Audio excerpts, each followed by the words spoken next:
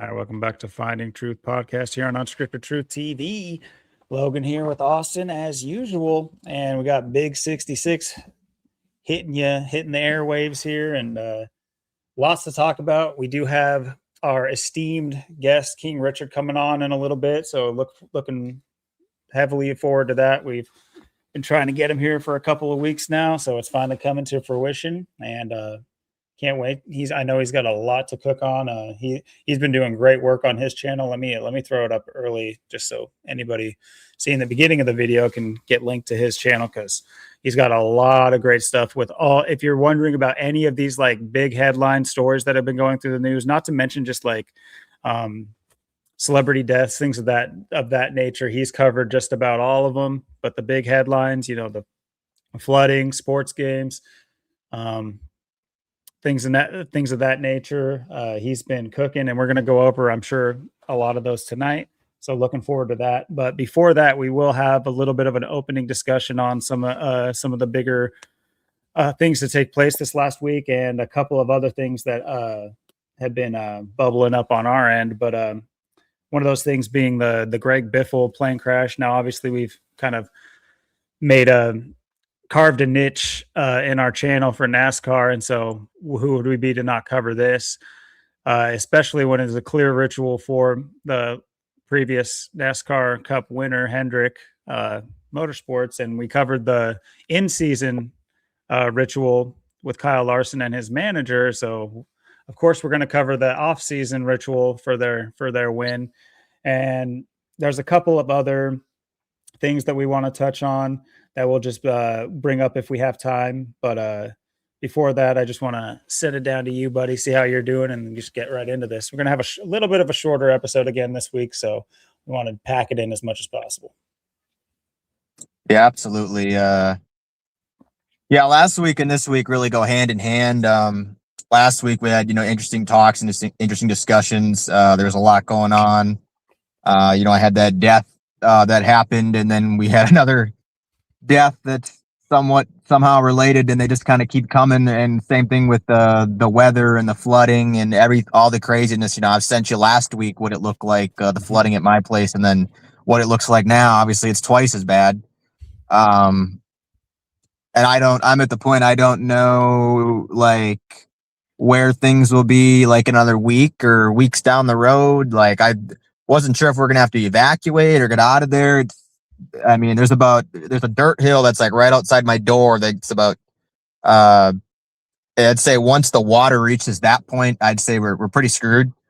But there's like a 2-3 foot clearance, a couple feet to go, but hopefully it stays down, and hopefully we don't have to scramble and run for our lives and figure something out. But yeah, weather warfare and life in general has been red hot the last like 10-11 days, since like Wednesday last week, with starting with that flooding and the death, and then it just bled into this week on all fronts. It's coming from every angle, and it's just been wild. So much, tying in as well, where a lot of people might be seeing this all coming through is in these Seahawks games too, because right now the Seahawks, they're the best team in the NFL right now. They got the best win-loss, tied with the Broncos now, but they got like the best highest power ranking, and they're the best team right now. And it's very interesting, all the things going on, sacrificing for. There's all stuff going on in my life and just around me and just the state in general. There's so much to all of this. Last week we had the Phillip Rivers situation. Rivers coming in here with, the floods, and, 6 rivers flooding, and he comes in 6 days after his birthday. And the Seahawks put up 6 field goals. Then this week, of course, it was, it wasn't just a tribute to, it was a repeat tribute from last week, but it doubled down with a double play in its own right. You had week 16 last week was week 15. This week was week 16. You had the 16-point comeback. And I also mentioned there was the 3 2-point conversions, 2-2-2 for order out of chaos. All the flooding, everything that's going on right now. That was very fitting to get that in. There's even a 16 in the Bears Packers game as well, that showed up yesterday too, and that overtime game as well. Another 16-point comeback or whatever. So very strange with all these 16s that are just coming up out of nowhere right now. And we all know it's not by accident. The December 18th, Biffle goes down. There was a lot of things playing on that day, just around in general. I woke up that day and I checked my phone, and then I seen something with Greg Biffle and like, oh, hope he's all right, or hope he's okay, or hopefully he wasn't in a plane or in that plane or something that crashed. There was like something like that. I read on my phone real quick. I'm like, and then a couple hours went by, and then it said, I was just seeing R.I.P. Greg Biffle, R.I.P. Greg Biffle, just everywhere, just all of a sudden a few hours later. So that's what I woke up to Thursday. It's like the week before Wednesday, 8 days before that, there was the death of what we talked about last week. And then here we are a week later, and then it's this. So it's just like, wow. And the flooding's twice as bad. We have 2 deaths now. It's like, oh my God, this is crazy. And what was also really interesting to point out, how this was just, like I said, it's an attack from all angles. He died on what was also Stone Cold Steve Austin's birthday. Yep. And I seen that pop up, and it's so interesting because he always had Austin 316, and he turned 61. So, 61, the reflection of 16, and Austin 316. So I just, how do you not look at that? And then, Rob Van Dam birthday also, and he turned 55. Greg Biffle was dead at age 55, 5 days before he turned 56. December 55 and the 44s and all that. So, just a lot to play with there. Obviously, like I always talk about, when I was a kid, I knew, NASCAR and wrestling and football, and I know a lot from like the 90s, early 2000s and all that. So obviously I know who, we've talked about Greg Biffle. I've talked about Greg Biffle on here before, as well as Casey Kane and Chad Little, because those are the 3 guys I always knew from NASCAR that were from Washington. And it's weird because I kind of see something forming for possibly Chad Little and Casey Kane with all this. And it's very weird how this all blends together. And we'll go through it here in a few moments, how this all makes sense. But it's weird because Chad Little was the first one I knew, because he was in NASCAR before Greg Biffle was in it, and before kind of when Greg Biffle was coming up, and Casey Kane as well. They were younger because Chad's older, but Chad, I knew Chad because he always had my birthday, and he was from Spokane and stuff. So I thought that was weird. And he never won a NASCAR race. His best finish was second in '98, but he had 6 wins in I think now the O'Reilly series, which was just the Xfinity series, used to be called the Busch series. And all 6 of his wins came in '95, the year I was born. We have the same birthday, April 29th. So it's just really weird, the connections with him and Washington and everything. So he's someone to possibly look at here as well. But Casey Kane and them having both April birthdays. Casey Kane born on April 10th, and that's 19 days from Chad Little.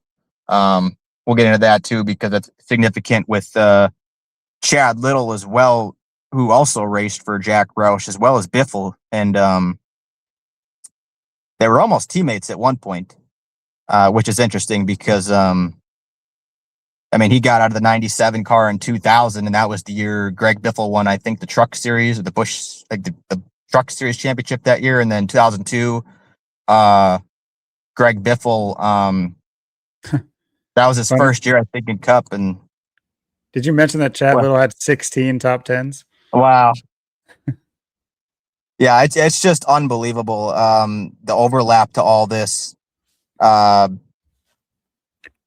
Yeah, and the thing is too, with like I said, they both raced for Roush, and Kurt Busch took over for Chad Little in 2000, and then when Greg Biffle got in, like his first kind of rookie year, 2002, that was Chad Little. He had 1 race that year, so it's kind of weird how they just kind of missed each other. But Casey Kane came in 2004 as rookie year, so it's kind of interesting how these guys were all kind of right by each other.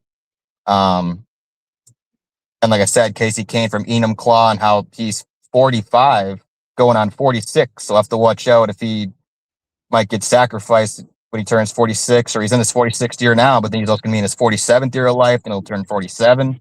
So Casey Kane is someone to keep your eye on, as well as Chad Little. But these 3 are kind of all very interesting in a way, the way they all kind of mix together. And like I said, with Greg Biffle too, I remember his best season being in 2005 when he finished second in the championship. And then it was next year too. I think Casey Kane kind of had a breakout year after Biffle. Kane, I think Biffle had like 6 or 7 wins 2005, and then Casey Kane had 6 wins in like 2006. And Kane he has one less win than Biffle too. It's interesting. Biffle with 19 and Casey Kane with 18. So they're the 2 most successful drivers from Washington State in NASCAR. And of course, the guy with the one more win is now dead. And of course, Biffle has a total of 56 wins with all 3 series combined. Yep. All 3 series, he has a total of 56, which is very interesting. I mean, he used to drive the National Guard car. National Guard equals 56. And of course, that was like kind of during his heyday. That was back in like 2005 when he had his best season. Finishing second there to Tony Stewart. And it's interesting too because Jack, his middle name equals 25. He drove for Jack Roush. Yeah, that's just honestly, I missed that detail. I don't know how I missed that detail, but I just saw it. And I was kind of putting it in the back of my head to mention. But yeah, great call. Yeah, it's amazing how in my head. It's amazing how all this connects. I mean, it's just like I said, how Casey Kane is 19 days away from Chad Little, and there's Jack Roush born April 19th, and like I said, Biffle, with the 19 wins and everything, and there's just so much. And obviously, Gregory Jack Biffle's got the 88. Of course, his full name, Greg Biffle. Greg Biffle equals 59. What a number. I will pilot the gematria there. Give me just one moment, though. Sorry, bro. If you can hold it down for just a moment, I'll be right back in less than 10 seconds. Alrighty.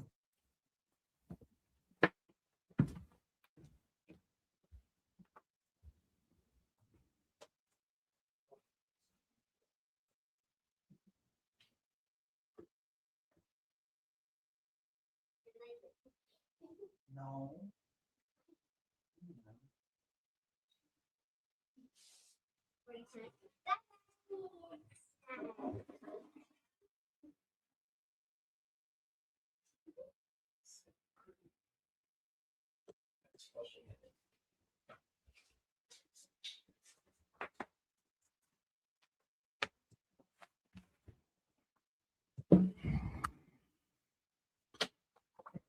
Sorry about that. Oh, it's all good. Yeah, Gregory Jack Biffle, his full name has got the 88. Greg Biffle is equals 59. It's funny too. It said he's 5'9", 170 pounds, same exact size as me, and his name equals 59 too. Of course, Greg equals 17, like Kill. Gregory's got the 95. Like I said, Jack has got the 25 and the 83. Jack Roush is also 83 years old as well. And the 25 is kind of interesting because he dies. Biffle dies in 2025, and his best season was 2005. So it's also kind of interesting. The Biff, of course, the Biff. I always knew they called him the Biff. The Biff equals 56 and 38. Which is kind of a joke too, because you could say that he biffed it. You know what I mean? That's like a way of saying people died too. So it's like, man, these guys with these like interesting nicknames that it's like, it's kind of, how I grew up in Portland, Rip City. It's like everybody thinks of that as like a positive moniker when it's just like, once your eyes open, you're just like, I don't probably want to live in Rip City. Yeah. Yeah, and I mean, there's so much overlap with all this. Obviously, Plane Crash 56, NASCAR 56. Yeah. If you've been following us, guys, you know all about Plane Crash 56. And early on in our YouTube careers, we've covered quite the plane crashes. And this year has been a year of years for those. Without a doubt. And of course, like we talked about, these guys are from Washington State 84. He died in Statesville. Statesville's got the 144 and the 153. Obviously numbers we talk about all the time. Statesville, if you're at Statesville, NC for North Carolina, it's got the 44 like Kill as well. The county too. The county was Iredell. Yep. Uh, Here we that go. equals 38, and Iredell, NC from North Carolina equals 46. So, pretty clearly what's all going on right there. And this was also off the death of Michael Wayne Annette, and he also equals, his full name equals 95. Michael, of course, equals 51 and 33, and all this stuff with Michael Jordan, and of course, might go figure, it's Michael Annette that's got to go, and his last name Annette has got the 74 and the 88, and he's from Des Moines, Iowa. Des Moines, Iowa equals 74 as well, and Iowa equals 48 and 21. And, this also connects to Washington as well, because for those that don't know, there's obviously a lot of people know Des Moines, Iowa, of course. There's also a Des Moines in Washington. And there's only 3 Des Moines in America. Those are the 2 big ones. Most people know. Everyone knows Des Moines, Iowa. Some people know Des Moines, Washington. There's a very small town called Des Moines in New Mexico. And we talk all the time, the New Mexico Washington connection, all the parallels. There's quite a few. And of course, it was funny too, because I looked at Des Moines, New Mexico, and if you look at it on the map on Google Maps, there's a Phillips 66 gas station in a little town, like the only little gas station. Of course, it's got to be right on there. Phillips, like last week, it's Phillip Rivers. We're talking about all the the Phillips, and talking about that name, and of course, it's episode 66. We're talking about all the 6s last week, so I mean, it fits right in. It's just kind of funny how that's there too. The 6 field goal 6 days after his birthday, 6 rivers flood, Phillips 66. They got to get that in there, of course. And of course, like I said, April, like Chad Little, Casey Kane, born in April, and that's, April's 56 as well. Like I said, NASCAR, National Guard, all equals that. And it's interesting too. Like I said, with Jack Roush, both Chad Little and Greg Biffle driving for Jack Roush. And April 19th, 1942 was his birthday. Of course, like I said, he's 83 years old. Yep. And his full name, Jackson Ernest Roush, is 74. Jackson Roush is 46. Jackson's interesting too, because it's got the 19 and 44. Roush is got a lot of ritual numbers: 81, 27, 54, 27. And even his middle name there, Ernest, it's kind of like Earnhardt, equals 44. Which is a ironic middle name, coming from a crooked guy. His middle name's Ernest. Well, then again, if you look at it from their perspective, it might very well be, because I guess Ernest isn't. Does Ernest mean well-meaning at all? I don't know if it means well-meaning. It just means that you're. It might. Let's look it up real quick, just so we're clear. Ernest meaning, which is funny because we've been doing all this, with the John Cena thing, and we pointed out how much he looks like Ernest. Yeah. Let's see. Sincere, yeah, that's what I was thinking, is intense conviction. So it's like, I've always thought of it as this. It has like you would associate it with like a good quality, but if you take it looking from their angle, they're earnest in the fact that they're convicted in what they do, and they go out there and do it. So like, they are technically earnest. If you think about it, it's fucked up. But one other thing before we get too far past it, but you mentioned the Des Moines thing, and I looked that up really quick, and obviously you guys know that that's a French word, and we could get into how the French and Spanish were here a long time before, there's not a lot of history books that go over those details, but anyway, in French it means of the monks. And if you think about French monks, who would those, what French monks? What religious order from France? Anyway, probably none. It's probably a coincidence, but I just wanted to point that out. Interesting. So for anyone that didn't know that, of course, you got the capital. That's the capital of Iowa. So big deal. Yep. like I said, it's funny, you know, like I said, Ernest, it's like Earnhardt. Of course, Dale Earnhardt's got the April 29th birthday, like Chad Little. I always noticed that they had the same birthday. And Oh, that's what yeah. always stuck out to me about those two. But And of and, course, and it's so weird too. Like I was saying with the Michael death, they didn't even give a place where he died. I mean, you look him up, his death, there's nothing to it. It's just it's like the Dale Earnhardt death. He just hits the wall and he's dead. Poof. I mean, we got nothing. It's the same thing. But you know, of course, obviously the Dale Earnhardt death, they would show that out and everything. But with Michael Lynette, I mean, they wouldn't even give a description of anything, which is very strange. Um, you know, you just like the same thing with the Dale Earnhardt after he hit the wall. Like it's just like, oh, when did he really die and what really happened to him? It's the same thing I'm wondering with Michael Lynette. You know, they won't even give any information. And you know, go figure. He's 39, reflection yeah, 93, and not even just 40 years old. yep, 40th year of life, the 40, 4 for death. I mean, all this, you know, Dale Earnhardt, of course, you know, dead and all that. We talked about all that. And, you know, Jack Roush has got the 106 and 56 like NASCAR. Ooh, Um, yeah. yep. Roush Racing's got the 61, the reflection of 16, the 65 in there. Roush Fenway's got the 56 and 52. And, you know, it's funny. He's got the nickname, the Cat in the Hat. And that equals 61 and 74 as well. So you got the reflection of 16 in that. If you write out cat in the hat, it equals 46 and 62. So you got sacrifice, the 46, 62. And if you put the in there, it's got the 61 and the 74. Um, very interesting. And of course, Mm. the name has changed. Roush Fenway Keselowski Racing now. It's got the Ooh, Keselowski in there. And if you write that out, interesting. Roush Fenway Keselowski Racing, it's got the 150 like Illuminati.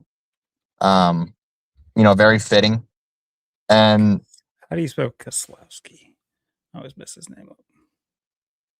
I think it's Kesellow and then ski. Yeah, he's got such a Ah, tricky name. let me look it up.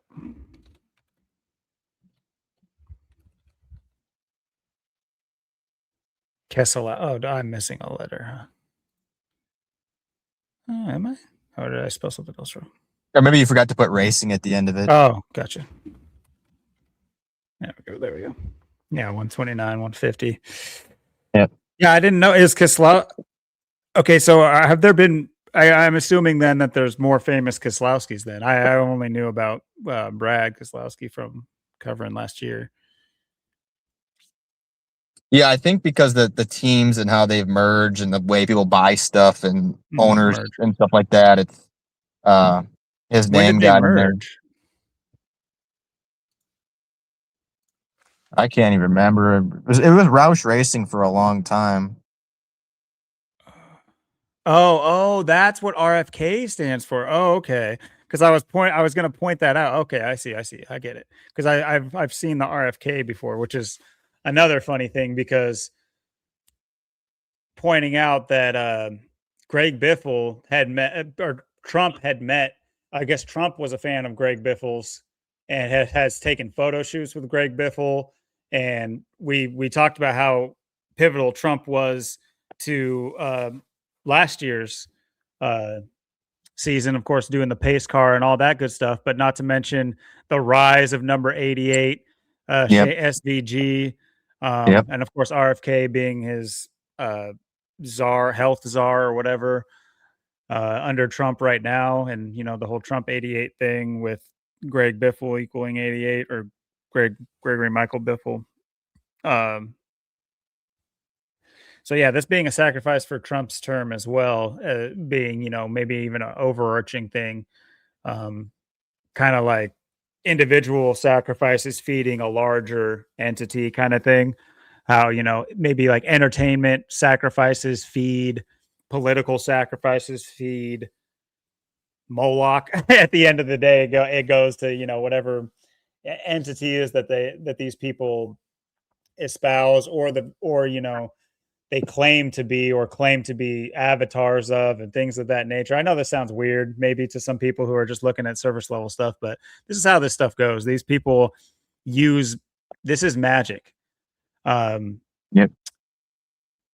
Crazy things happening in a lot of things, like people have a hard time believing in sports being rigged because of so many crazy things that happen that are like seem like they cannot be planned out, or they must have been done on a whim. Well, I posit that if you are in the club and you are a high ranking member of that club and you tell your constituents that I'm going to make something happen on the big stage, I'm going to make a miracle happen, and then that miracle happens, I don't know. I feel like your constituents are going to give you a lot more credit for, just like in the same way that, people would, say they could do a dance and sacrifice your firstborn and it's going to rain. Well, just imagine what happens when it rains. And these people are just understanding weather patterns back in the day, probably. So they knew it was going to rain just probably from the smell.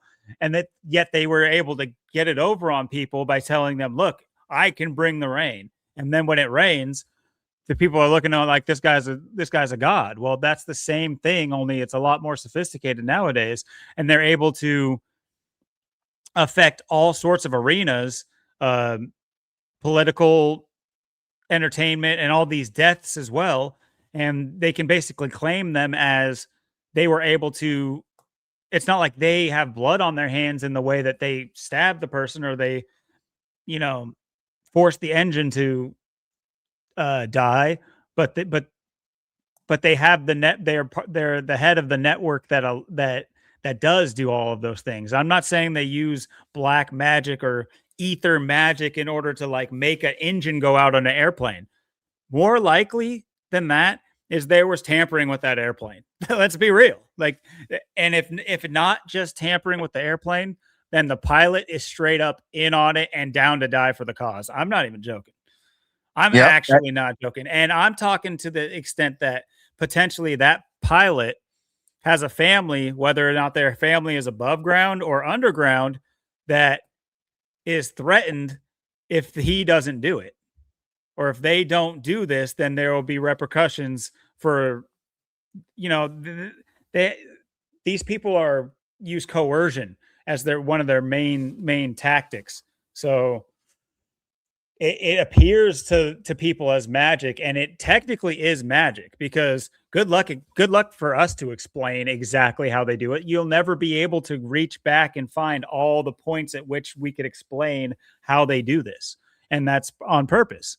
But to sit here and say nothing is going on, or to think that it's all on the up and up just because you can't explain certain things, that's like ridiculous. It's the same thing as like science trying to say that everything is 93 billion kajillion million years old, and they can't even tell you what happened 2,000 years ago or 3,000 years ago. Hell, hundreds of years ago, they can't tell you what happened, but they know what happened quadrillion millions of years ago, and they know what's going on the edge of QR 8670 astro black hole territory right now. They can tell you there's a comet about to fly by and fart, but they can't even tell you what's going on at the bottom of the ocean. It's ridiculous, guys. Sorry, that seemed like a weird tangent, but I feel like I was going somewhere with it. My bad, dude. Oh, 100%. You're 100% right on the money. And, for the icing on the cake with, these plane crashes, Jack Roush himself was involved in a couple himself. I remember these back from when I used to watch NASCAR, especially the one on his 60th birthday, April 19th again. This is all this stuff. We just keep talking about these 19th and April 19th. And on April 19th, 2002, his 60th birthday, he had a crash. I remember this was like the Talladega race. And it was in Troy, Alabama. In Troy, he's got the 78 and the 21, like Austin, like Jesuit. He's got the 24, the 30.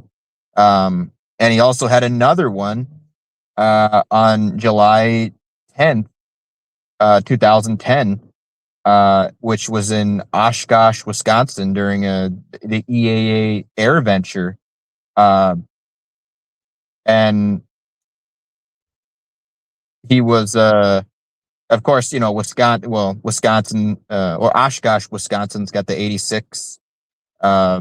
Oshkosh WI's got the 46 and the 44. And of course, Wisconsin's got the 44 and 55, like December, the kill death numbers. And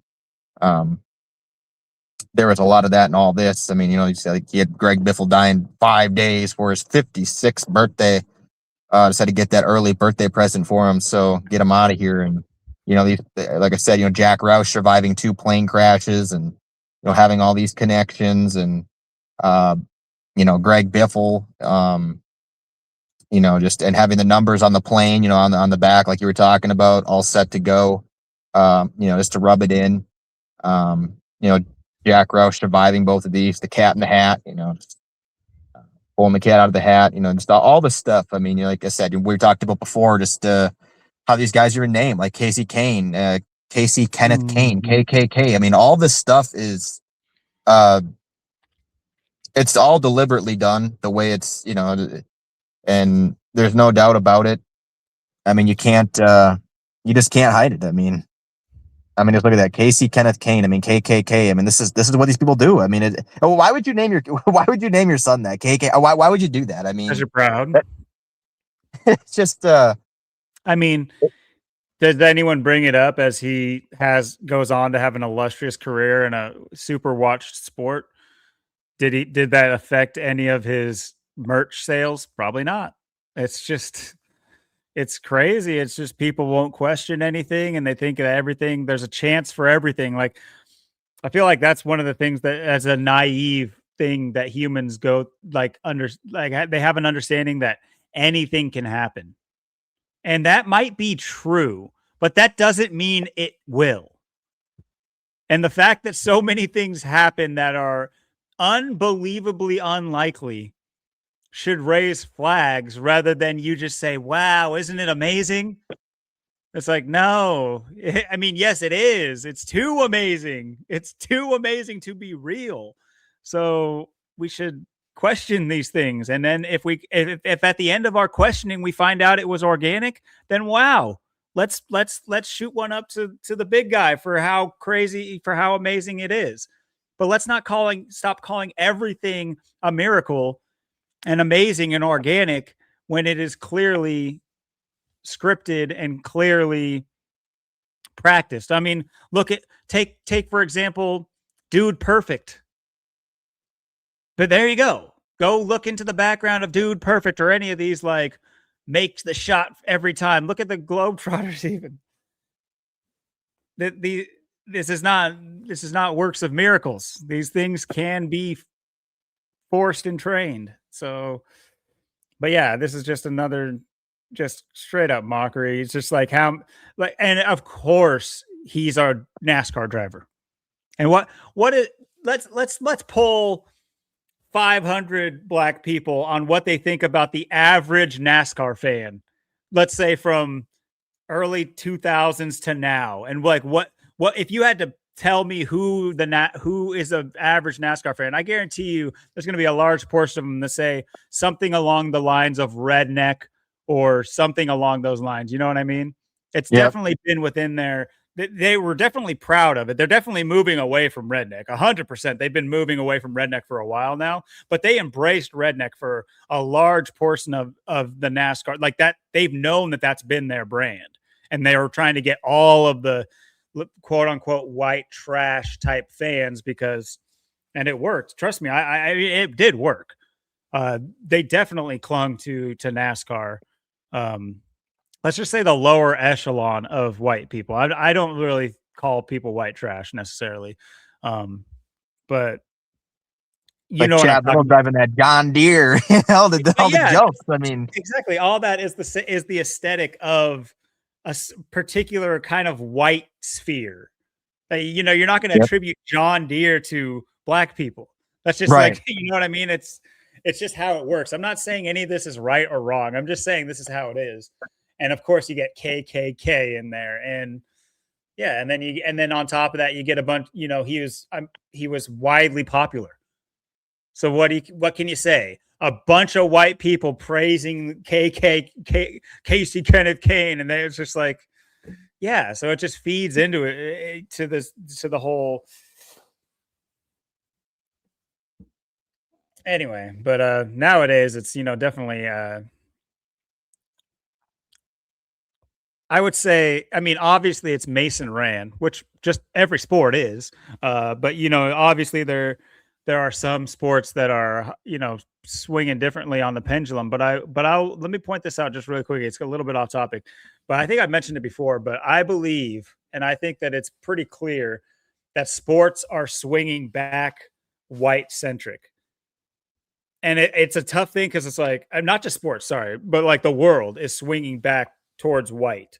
And there's a lot of things that make you say maybe it's not, or it is, or you just don't believe that that's how it works. That's fine.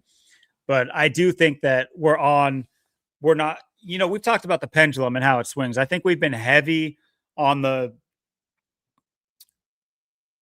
super injected into our lives, person of color centric media. And by the way, guys, I'm not taking a stance on this. I don't mind anybody or any type of color or whatever. I don't even think about color in that way. I'm just saying from perspective and seeing how the world is on a pendulum. It swings back and forth so that we're never stable and we're always on our toes, and that one group of people is always behind, or several groups of people are behind other groups of people. And that's how the world works. From my perspective, I'm just saying, keep an eye out for, because I know right now, like I can't remember a time that the NBA has ever had as many like white talent, if you will. I don't know if talent's the right word, but that's just one perspective too. The NFL seems to be going back towards the traditional quarterback. And I know all these things I'm saying are going to ruffle feathers. I'm just calling them what they've been called. I'm not saying I think a traditional quarterback should be white. Oh boy, I tell you what, back in my day.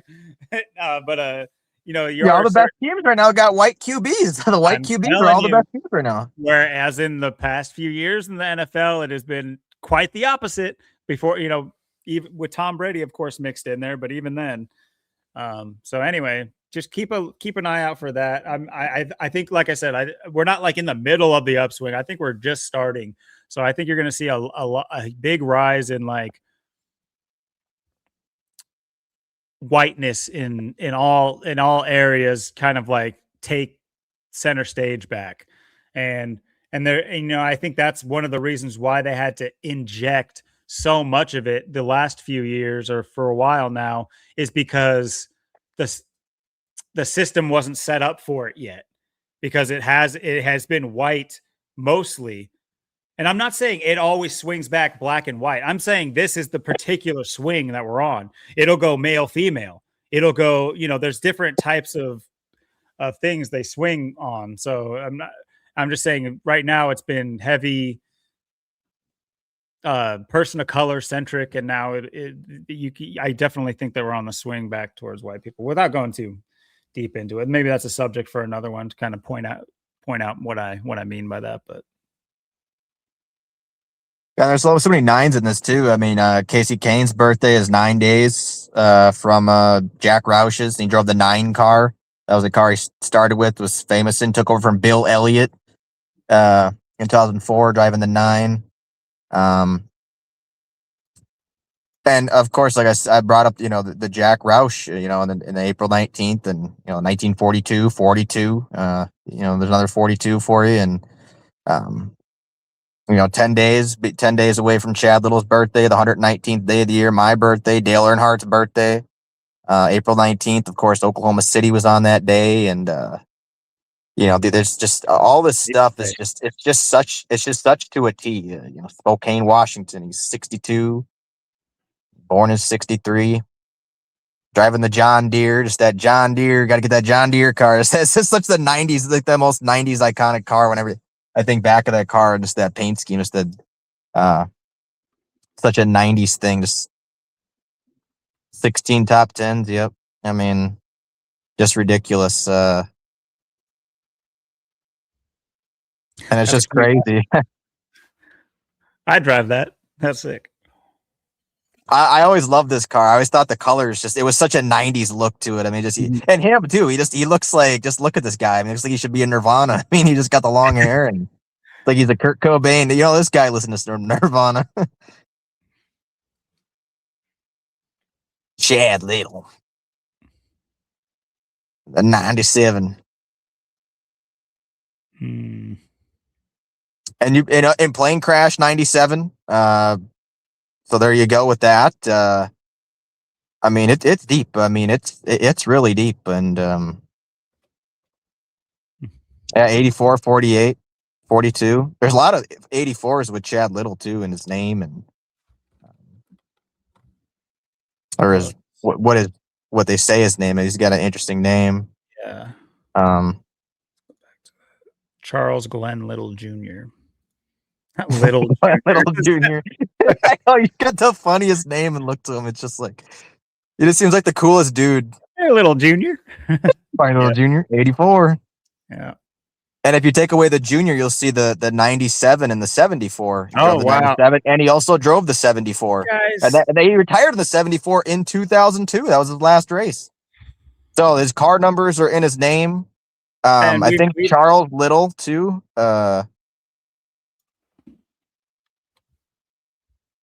Yep, 54, 144, 81. Wow. And yeah, very much so. And Little's weird too, because he's got like overlap with my first and last name too. There's he's got the 78, he's got the 84, and then I got the 24 and the 39 in my last name, and they're in the same exact spots, which is really weird. It's weird how me and him are so alike too. I've always been drawn to him for some reason. I put in the gematria, and it's like, oh my goodness, it all makes sense.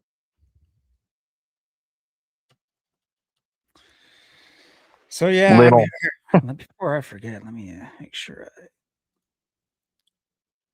shoot Rich an invite. He very well might be getting close to being ready here.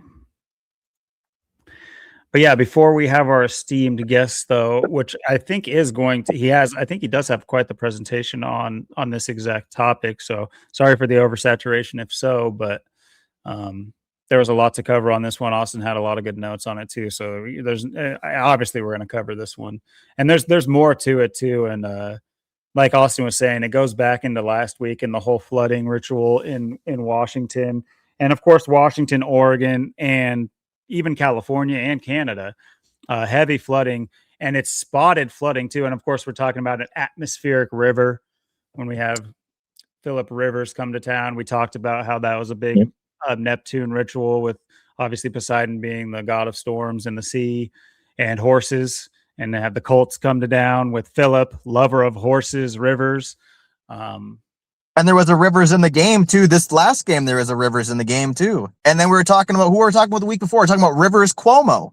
Oh, we're talking about Rivers Cuomo, the Kurt Cobain lookalike from Washington. It's like, oh my. It's crazy. They're watching us, man. They got us to a T, man. They got us to a T. That NASCAR season where we would just talk about stuff, and then it would. I mean, it was pretty crazy feeling, honestly. Some of our calls and how they would happen and how they would play out. It's just like, man, how are they not? Who else said exactly what we said? That's so weird. But there's a couple other things.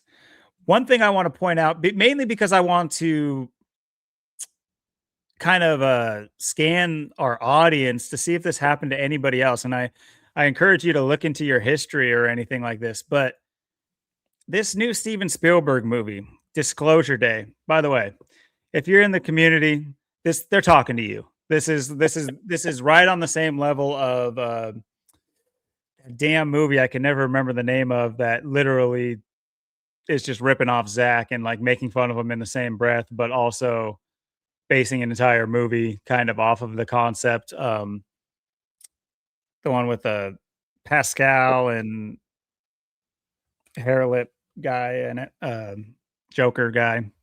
Anyway, Joaquin Phoenix and Pedro Pascal are in it, but I can't remember. Of course, I remember those idiots' names, but I can't remember the damn movie.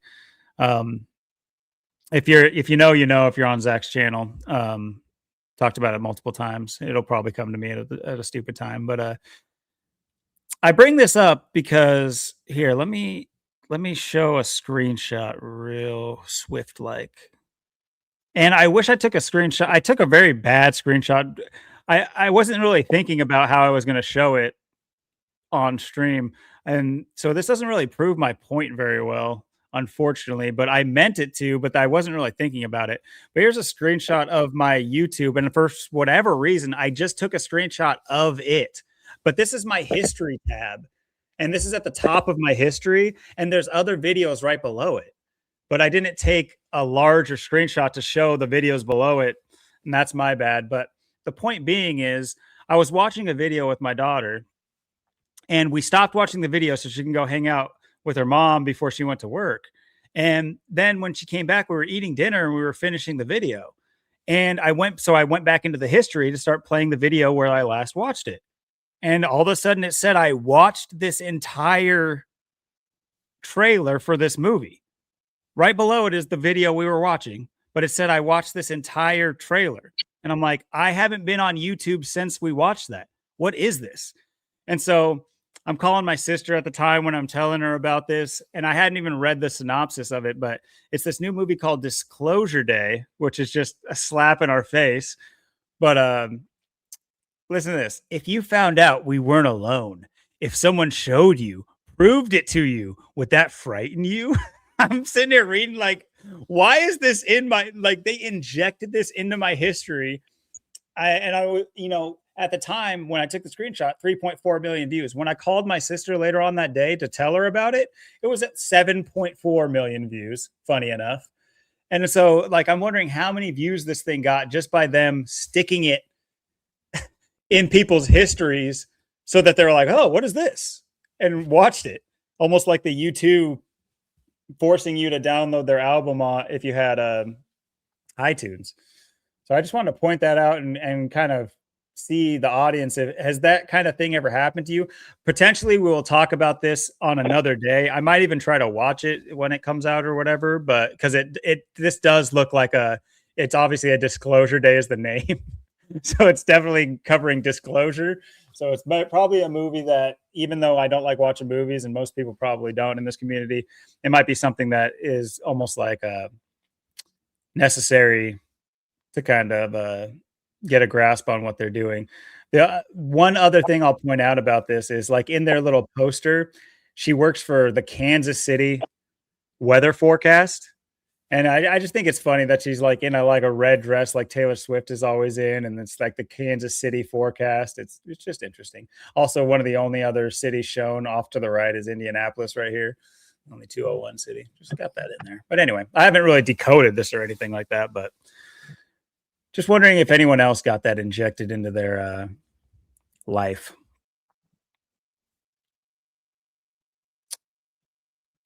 But yeah, we do have the man of the hour, our liege, our self-appointed master, the king himself, King Richard. Give it up, everybody, even though we're not live, just at home right now when you're watching this, clap. How's it going, Rich? You may be. Oh, might shit, be there I am. muted. My bad. I was. Oh, there you Yeah, I got you. yeah. Can you hear me now? I got you. We hear you. Nice. Absolutely. Yeah, man. I gotta take a look at that movie, man. What is it called? Disclosure Day. I feel like they changed the Disclosure title of Day. that. It's such a slap in the face. Yeah, and Steven Right. Spielberg hasn't put out a movie in a while. Right. So, Yeah. it's- Yeah. And yeah, it's definitely has to do with like alien type something. It's like an alien or a monster type taking over, and like the government knows about it, but they don't know how to tell the people. And there's like a guy who knows about it, and he's just going to tell everyone all at once. So it's like Right. Dude, honestly, it's like if you hear about that, I was like, that's a little, not to say spooky, not that I'm a little scared of any of that. And obviously, like a lot of me is waiting for that day. It's like I'm not going to be able to expose all of this shit, so I'm kind of just waiting for the ball to drop at this point because, like, damn, get this shit over with because this sucks. That's what I'm saying. I'm on the same type of thinking because, like, man, you see how people are programmed. They think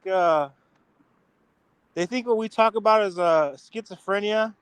I want people to actually look into that definition. Anybody that watches this video comes across it or thinks that this stuff's schizophrenia, I want them to think about how what the real meaning of that word is. Schizophrenia has a lot to do with people who talk gibberish and are just erratic movements, all that type of stuff. I mean, the fact that people are even calling this stuff schizophrenia is hilarious, and that just shows you right there. They just go along with whatever the media tells them. Somebody comes out and exposes something that's actually true. You see how the media downplays it, calls the person a conspiracy theorist. That's something they got to do, right? Is throw one word at you, and all of a sudden these people who just watch the news all day, all it just takes is that, and automatically they're already tuning out, and they're not really even listening, they're just tuning out. That's all it is. Something I got to say about this whole schizophrenia thing too is if you guys ever slow down, well, maybe not nowadays because so much of it is like intensely drug fueled, but like if you were to listen to like bums on the street who are like monologuing. I've heard, back in the day when I would, think, even back in the day, I'd be like, these guys are crazy. But if you listen to what they're saying, it's like they kind of spit. They'll be talking about like Princess Diana being a cover up and all these other things. And they'll be going in on like names, like CIA officials. They'll talk about shit that actually is like true. You know what I mean? Like they're more awakened than like, I hate to say this shit, but like, your average everyday normal person, they're, the average person out there probably thinks all this shit's a conspiracy theory, but the person on the street corner, a homeless person, man, they're more awake than the average person out there. They've had time on their Obama phone to research stuff. Yeah, and isn't that wild too? How they just, man, they like to look into shit and look at stuff, and your average person out there, they got the better phone, if you will, even though there's not really a better phone, but I mean, everybody has this technology and shit in their pocket, and nobody even bothers to look into shit, man. Like, that's why I get pissed off at people too, because like, how can you dismiss some shit without even like looking into it or anything like that? Like just dismissing it, just throwing the baby with the bathwater is what they're doing. Yeah, we need to make like an iOS game that is like Candy Crush based, but then it'll be like to advance into levels, you have to know like answers to conspiracies. Isn't that sad though that we got to do that? That you got to dumb down. That you got to dumb down things for people because, well, then you got to realize that people are reading at a third grade reading level. So, their thing is children's books, and pictures. That's what the average American likes, and cartoons. Yeah, and I was showing Logan too, just the flooding at my place too, the weather warfare, these jokes on jokes on jokes on jokes on jokes they're doing. That it's just connecting everything with Washington right now. Like everything is Washington related. I mean, I got flooding almost up to my door right now out of my house. I mean, where I'm living. I mean, I don't know if we have to evacuate soon. We might have to leave. We might have to flee. We might have to take off running. I don't know what they're gonna do. I mean, it's going crazy right now. And all of a sudden, the Seahawks are the best team in the NFL right now, and all these Washington rituals are going on, and all it's just like they got what's his name, Philip. You have Philip Rivers playing as well. Yep, and then they had the other horse team. And think about his name too, right? Think about his name too, right? Philip Rivers. Think about that shit, man. See, his name's a sentence. Exactly. Like my guy, like people out there, they don't even like. Come on, man. You don't even need gematria to see this shit. It's just mockery. Philip Rivers. Did you catch that his name etymology means Philip means lover of horses? I didn't know that. Yeah, and here we are with all the NFL with the big old horse theme, right? It goes on and on and on. Me and Austin covered it last week, but yeah, there's a lot of layers to the joke, and I know you covered it. We were actually in your stream where you were covering it pretty heavily. Yeah. And Yeah. so it just keeps a gift that keeps on giving. But in the meantime, down from our earliest NASCAR decoding, we saw how they were able to link up tragedies with the NASCAR races, with the whole William Byron and the three states, getting hit by a hurricane and a storm. And we were able to tie that to the NASCAR races. We might be sitting up here from where it seems like a lofted position to talk about something, but that's not at all what we're doing. In fact, me and Austin are very much so on the ground level. He is obviously having a lot more issues where he lives. There's a lot higher flooding, but I'm right off the Columbia River, where they call in Camas and Washougal, Washington, where right below where I live is literally called the floodplain, and is this like long stretch of like swampy kind of land that leads to the Columbia and from the highway.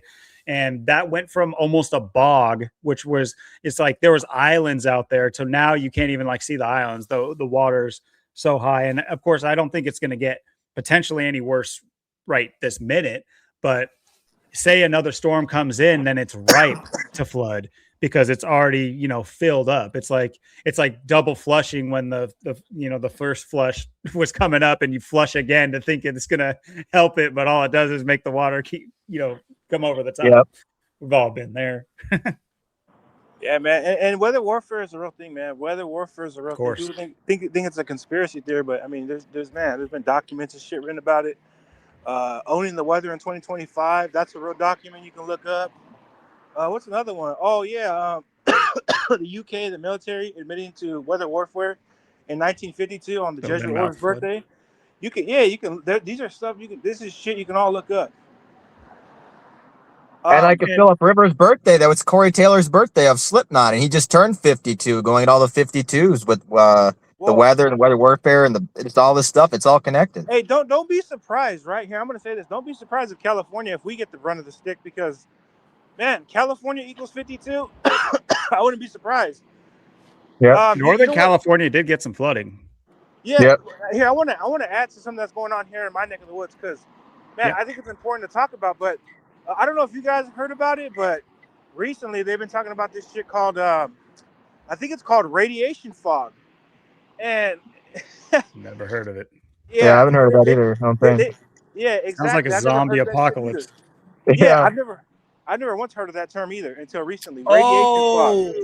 I did not. Sorry, Rich. I did see a video talking about the endless fog in California. They didn't call it radiation fog. Go ahead. Sorry. No, but they were referring to it, right over here where I'm at. They were referring to that shit as radiation fog, and I'm like, dude, what the fuck? Like, why do you guys all have these terminologies for? I want to just say what it really is. It is weather warfare. Like, the fact that, like, dude, every time that in the morning, whenever I'm driving or whatever, dude, I see them spraying the skies all the time.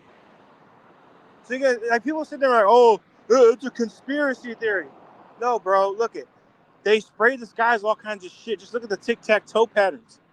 You can see it very well at nighttime at about, I want to say around 4 or 5 in the afternoon. You can see them spraying shit.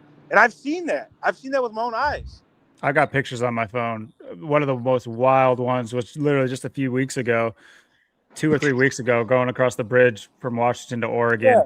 A beautiful morning, all things considered, and just in the sky is just hideousness. Dude, like, that's what I'm saying. Like, this other day, it was really nice outside. It was like the sun was finally out. The fog had finally cleared up. And then all of a sudden, I'm seeing these tic-tac-toe patterns. I'm like, there they go, spraying their shit in the sky. And I guarantee you, in the morning time tomorrow, I guarantee it's going to be fog. And sure enough, all kinds of fog. It was extreme fogginess. And they were saying this fog was getting people sick because people were freaking out about it. But, yeah, I mean, that's just more proof. And again, it was targeting the Central Valley, and Central Valley equals 201, like, what is it? Like weather control. Weather control equals 201, like the Jesuit order. So these fuckers are doing this shit, and they do it by the numbers. You know how they gotta do that shit by the numbers? They gotta attack the 201 part of California. Yeah, I mean, this is a joke, man. And then, by the way, radiation fog equals climate change. They're trying to blame this shit on climate Oh, change. that's what I was seeing. Oh, okay. Great Yeah. catch. Yeah. Here, I want to point something out to you.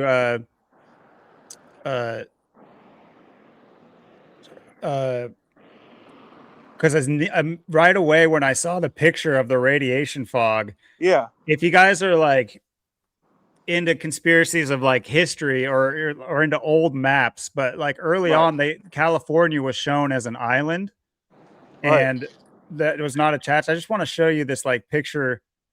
This is maybe a little bit grainy, but it was something along these lines. And I want you to look at the fog pattern compared to where this island was shown. And now look Right. at this fog pattern where it's like right in the same kind of idea. It's right in the heart of the Central Valley. That's literally the heart of it right there. Well, when Yeah. you're talking about flooding, I think, they talk about New York so that nobody thinks about the West Coast. That's always Right. about the East Coast flooding. Florida and Yeah, New York are it's always always the big about flood. yeah, you're right. It's always Maybe about even what, New York? Texas. Yeah. But Yeah.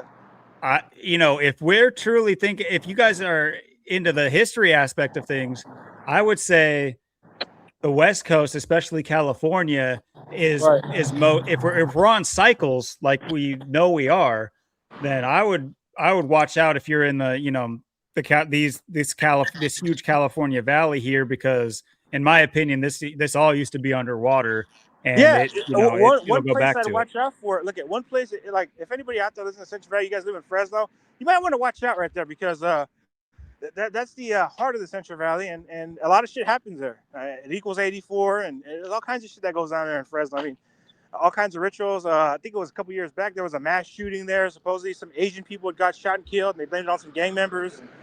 The name of the guy, his name equal 33. It's just such a joke, man, how they do this shit. And again, just another hoax. No proof that anything happened. And I wish I would have known gematria. This is back in 2019. I wish I would have known gematria back then. I just got out of high school when that story happened. But I'm like, come on, man, this shit looks like a load of shit story. Some people just supposedly just pulled up and shot this guy for no reason and just took off, and there's no suspects. I mean, come on, man. This is total hoax, man. And just this, obviously you're alluding to it, and you can obviously read between the lines if you're listening, but just to drive it home, right? This is not something that you don't want to take this with a grain of salt and just say like, oh, it's more than likely natural. What you should do is err on the side of schizophrenia, and you should err on the side of being as little amount of naive as possible and say, no, I want an explanation for this. And if like I just alluded to or mentioned it before, if it all comes out Millhouse and it was all just a natural thing, you can say, oh, you can all party at the end, and you can say, okay, never mind. But if it's not, and nobody questions it, and this all of a sudden becomes the center of a huge flood coming up, and all we'll have, nobody will remember that they filled this entire valley with a chemical fog, which, what does that sound like? Chemical, like air in the air and just like holding in place. And what does that sound like? I've never seen that before. That can't do anything. And you mentioned the weather warfare thing. Me and Austin had a great episode very early on in our channel, like detailing all the way back to like one of the, there was that Vincent doctor guy that was like the patent holder for cloud seeding. Well, we went further than that, and we talked about the old cloud seeders of old, how they were able to do it with or claim to do it with, archaic means that had nothing to do, they didn't have like crazy technology back in the day. And so this sophistication is there. And, think about, the ways they can go about it. I still think about the train crash not that long ago that completely enveloped like 2 or 3 states in chemicals for like a week, and just nobody cared after the first day. Can't remember exactly where that happened, so maybe I'm part of the sheep. I'm part of the forgetful masses, but at least I remember the event. But yeah, they were saying animals were dying like 2 states down the way. But the ways they go about, getting their chemicals in the air, and that's really all it takes. These are chemical reactions, and not every chemical reaction means it's like bleach or like some harsh chemical. You can do a lot with hydrogen and oxygen. These are the chemicals that create water. So it's like, and obviously all you need is a it's holder also like the aluminum shit, or it's all, quartz. look, and I even after that, it's even the shit that you have in your cleaning detergent too. So Oh, it's everywhere. yeah, it's everywhere. It's not just. I mean, you got everybody thinking that it's a good idea to spray on deodorant or spray whenever you fart in a room, you can spray that aerosol. So it's just like, oh, in order to not smell, a little bit of ass Spray. for a little bit, you'll just take a couple months off your life, or take a couple weeks off your life, so I can smell like vanilla shit. Right. It's like, dude, like, oh my god, that's how you know people are so fucking programmed, man. Just like for the longest time, people thought drinking milk was good for your bones when it's really not. You shouldn't be really consuming shit like that every day. But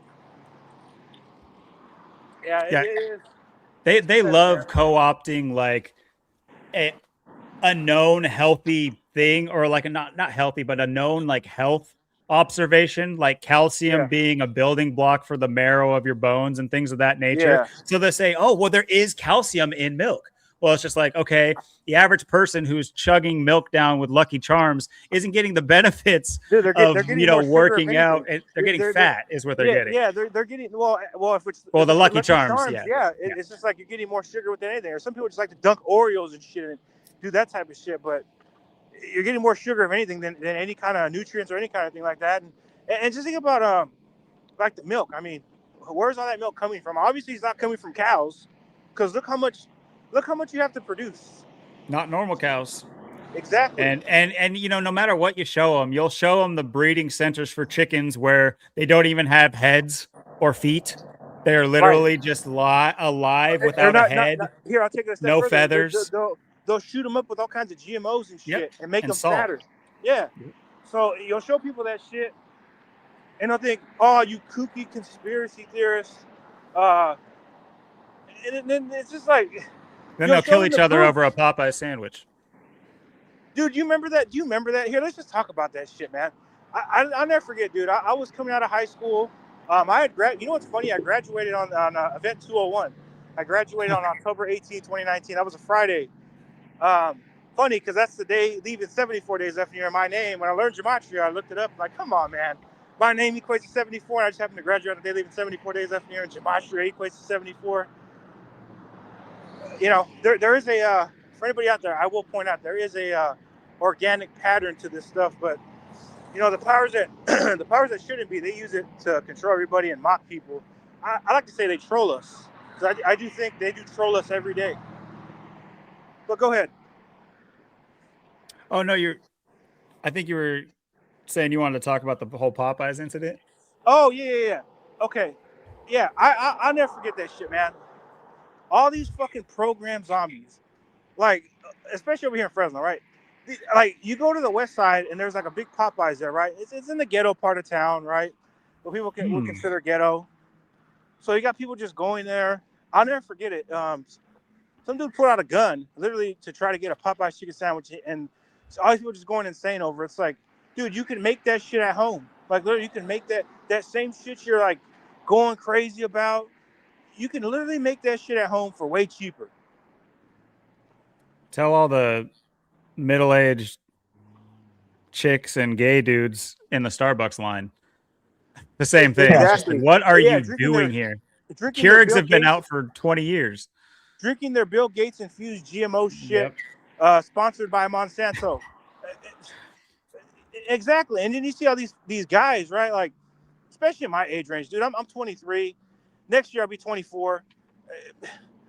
These guys, man, I don't even call them men. They're effeminate men, because they don't even have. You just notice whenever they do this shit, they become more feminine.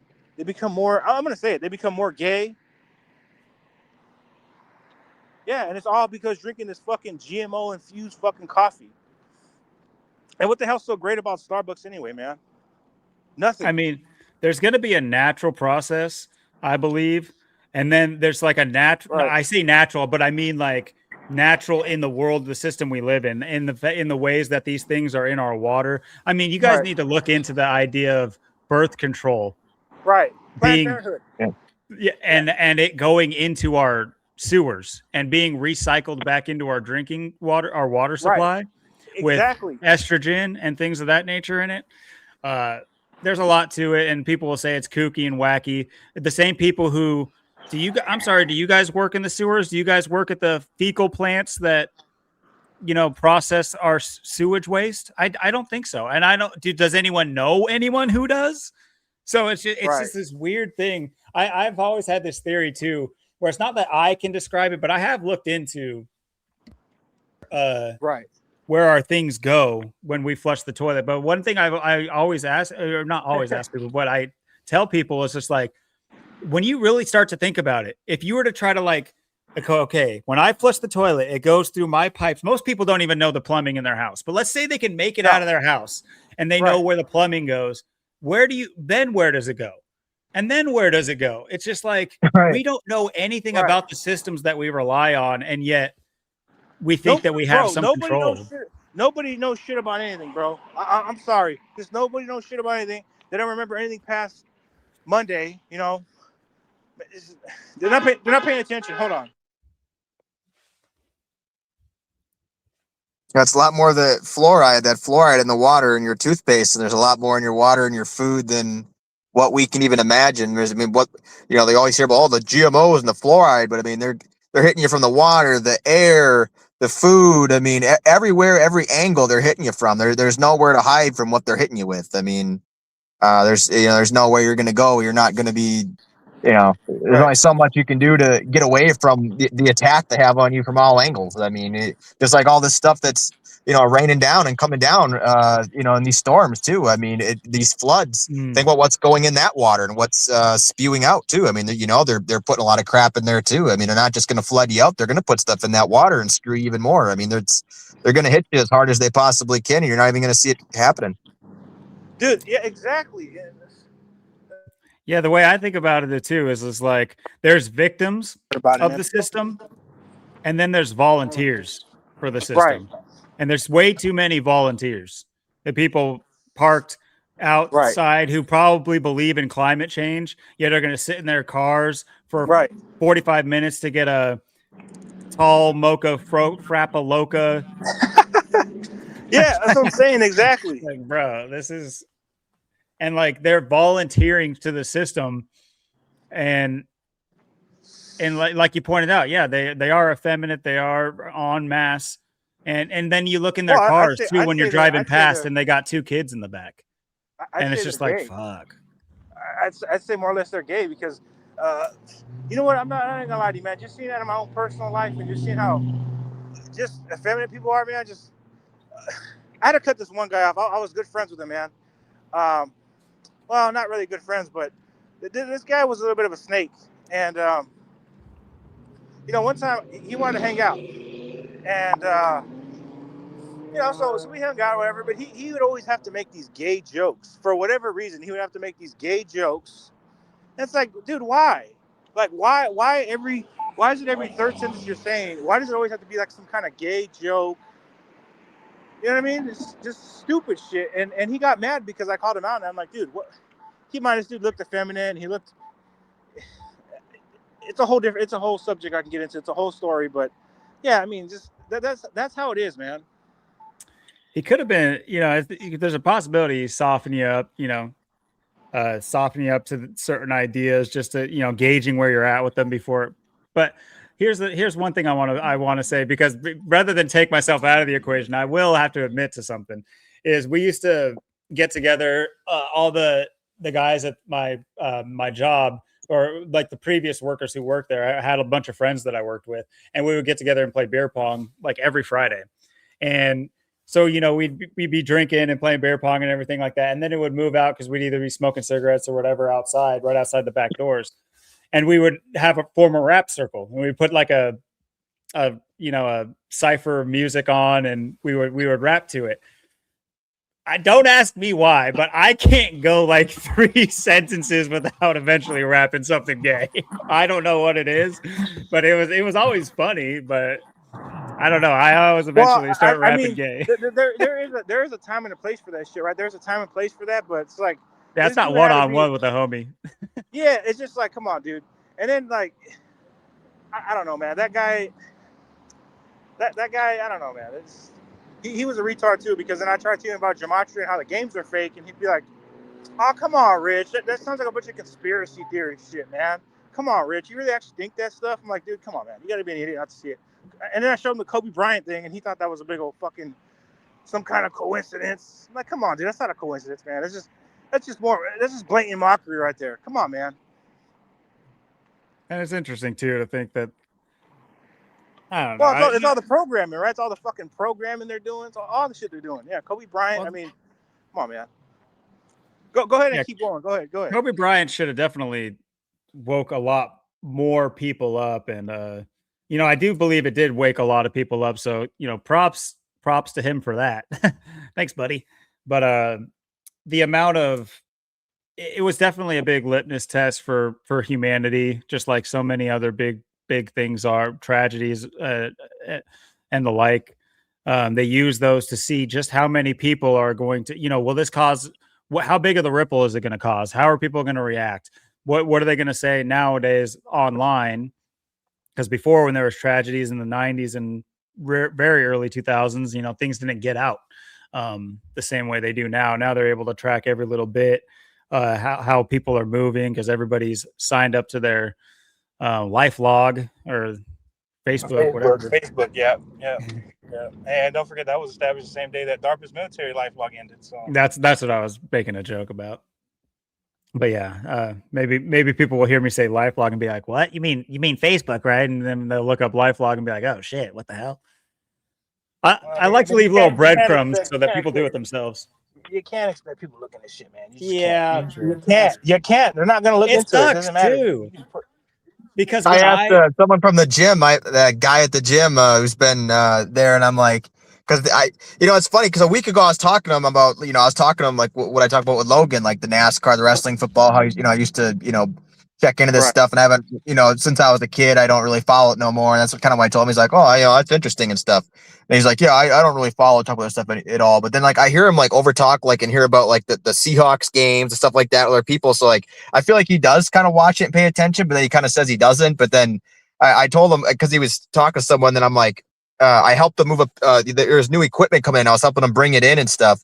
And I told him like, yeah, you should check out the podcast. You should check out our podcast. And you talk about this stuff. And he's like, yeah, man, I just don't have time for that. It's like, that's what people say. It's like, oh, I don't got time for that, man. What did he say? What did he say? I'm curious. I told him to come check out the podcast and what we talk about. He's like, I don't got time for that, man. I'm busy. That's like what everyone says. They're like, they're busy. They don't got time to look into anything. It's like, that's how everyone is. It's like, I mean, the whole time since we've been on here so far, I mean, me and Logan have been going like, okay, look at this, look at this, look at this, look at this, look at it. It's all right there. I mean, that's all we're doing is drawing parallels. Like, we're not even trying. We're not even looking at anything. It's just there. It's just there. It's like, how do you not see it? How do you not care? It just blows me away. It's like these people, how they just go through life, and it's just like nothing phases them. They just got their head down, got to make their money. I'm busy. I can't look at anything. I'm too good for that. I'm too great for this weather warfare. It's a joke. Well, they got their head up their ass, right? I mean, they think everything's a coincidence. Just recently, you just had the one of the actors from The Wire die, and it was synced up with what's his name, Omar Little. Well, not Omar. Michael K. Williams. Yeah, Michael K. Williams. But I watched The Wire growing up, and quite recently I watched it again, probably last year, because it was on HBO. And I remember his character, and it's like he dies at age 46, and of course sacrifice equates to 46, but his name equals 73, and sacrifice also equals 73. And it's like, come on, man. Holy shit. There's almost all of them are dead. Yeah, Lance Reddick's dead. He died, I want to say 2-3 years ago now. Yeah. He came out in what's the other movie called? John Wick. Yep, that was a big Keanu Reeves. I'm not a fan of actors or anything, but I did like his character that he played, because he always played a similar character with that stern look and everything. Yeah. No, I Lance Reddick was cool. An actor I really liked is and I still watch his movies, is Denzel. Denzel Washington, even though I know he's Jesuit educated, I know, but oh yeah, I am guilty of watching Denzel movies. But, he's one of them. They use that. He's kind of like a guilty pleasure for for people that are awake, I will say. Like, he's easy to like, even though it's wrong. He's one of them, but they make his character likable. Like, all his quotes are always like good. They're neutral / good. Like, you'll agree with 90% of the stuff he says. Like, he's made to be that kind of person. But yeah, obviously, you mentioned John Wick. Well, he's the Black John Wick, so I would say 100%. His movies are better. Those movies are better. What the hell? Yeah. Remind me what his movies are called. Damn it. Who? Lance Riddick? No, Denzel. Shit. One that I've watched the most is Two Guns with Mark Wahlberg. But I didn't see that one, but that was Equalizer. Equalizer is what I'm talking there you go. Yeah, that's a trilogy, just like John Wick. Because John Wick did a trilogy, and then now it's like being taken over by a girl who was in the show. I never watched those movies though. Yeah, I don't. Who was the actress that did that? I don't even know. I don't even. Like I said, I haven't even. I watched it, but it's been a while, so need a bit of a. I'm not a huge Keanu Reeves fan. You like Keanu Reeves? You're a big I'm fan not. of his movies or what? I said I'm not a huge fan. Oh, okay. I have seen several of his movies. Obviously, started with The Matrix and everything. So Yeah. he's hard to avoid. They've used him. Did you see his recent role? How he plays like a fallen angel, or like an angel that is sent to help people out, and like Seth Rogen and that Indian comic is in there. No, I haven't seen it. No, I haven't actually. It's just mocking Christianity, but at the same, not to say it's wrong or right or anything. I'm just saying. Right. It's right in front of your faces. But of course, yes, Seth, good fortune. Well, then you're gonna have the Christians be like, "Oh, it's blasphemy." Of course, it's meant to be. Yeah, exactly. It's just like Mel Gibson. Remember that Mel Gibson movie they put out there, Passion of the Christ? Of course. Oh yeah. Then was it like afterwards or like before that, or he had a little episode we're talking about Jewish people and they had to apologize to the Jews? Well, it was paired with his comments that he made too. He was like caught on candid camera, like knocking the Jews or whatever. Which I think he stood on that since then. He's kind of like, I think he apologized for it, but has since then have been like, well, kind of is that way though. Well, then people like to think that the Jews run everything, which is it's not true. I mean, the Jews do have their hand in shit. I will say that, but it's just like this Bondi Beach shit. Like, if the Jews are already running shit, why the fuck would they target their own people, right? Yeah, that what I take from that is like the people that run this, their own people doesn't mean the same thing as like it does to us. Like from what I know, the people that we're talking about, like I call them mole people because I think large portions of their constituents live underground. I'm not even kidding. Right. I think that they live underground, and Shabbat does, right? I mean, shit. Oh, I mean, yeah, the Jewish tunnels and like they allude to this kind of stuff too in media as well.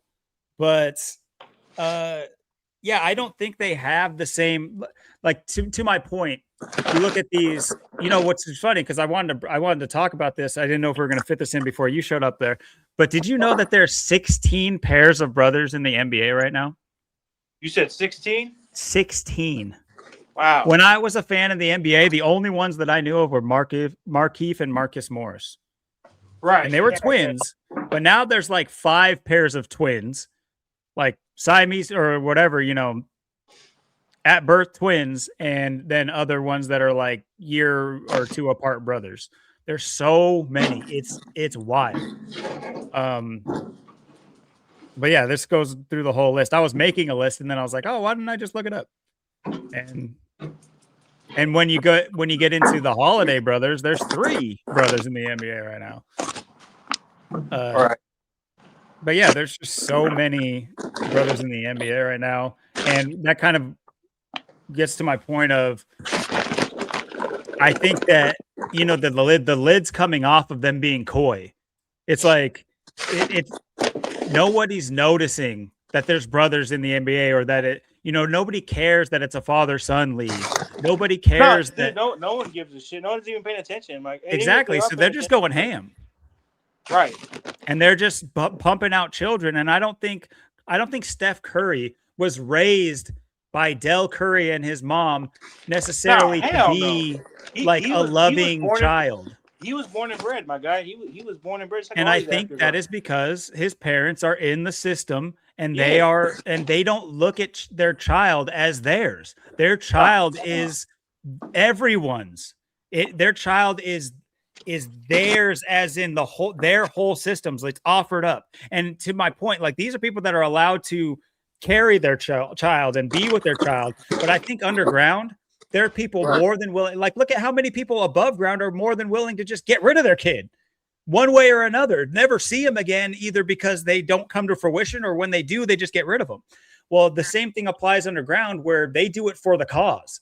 They'll have children that are just going to be raised above ground to fulfill a role that needs to be filled. They don't care about them in the same way that you think they have paternal and maternal instincts. I think those have been turned off for these mole people. And Well, they you know what? That's. I'm glad you're talking about this, because, yeah, I mean, I don't even think like half of these people that are, these people that are born into it. I don't even think that's like Dell Curry. I don't even think that's probably Dell Curry. Dell Curry's Great probably point. not even Steph Curry's dad. Is what I'm trying to say. You know what I mean? And like LeVar Ball and all of his Yeah. sons, and then it's, you got odd brothers too, like the Nassus and Giannis Antetokounmpo. It was just like look totally different. It's like, okay, that's weird. But yeah, obviously I think that these people are born and bred to be, as you said, better said than I did. But yeah, I think that there's a much more sophisticated system behind it all. And I've told people that, Fallout 4, if you're not familiar with that game, which is, anyway, that particular game, that storyline is a documentary. In my opinion, it is telling you in a fantastical way what really is going on. And, several games do that and movies do that, of course. I just think that one is more, I would say, honest, because obviously, if you know about Fallout, it's a nuclear fallout, and everybody lives in vaults underground. But you find out that all these vaults are connected, and they're government operations. Like, each vault has a different task, and then you find out there's other vaults that are off the books that are part of the government, that the government house their family in, and that they have their reciprocating people where they'll put people in pods to rest, while the other Right. people continue on the civilization underground. So when they come out, they can be the leaders of the new civilization. There's a lot going on to it, but yeah, I think that's honestly, I think it's real. And we talk about, like, you think, oh, cryogenically freezing. It's just like, okay, you got to go back and watch our episodes. We've talked about Jet Propulsion Laboratories and the cryo labs and all this stuff. This is stuff that was brought up like almost close to 10 years ago now. You don't think it's gotten more sophisticated? You don't think they're going to start making this more mainstream?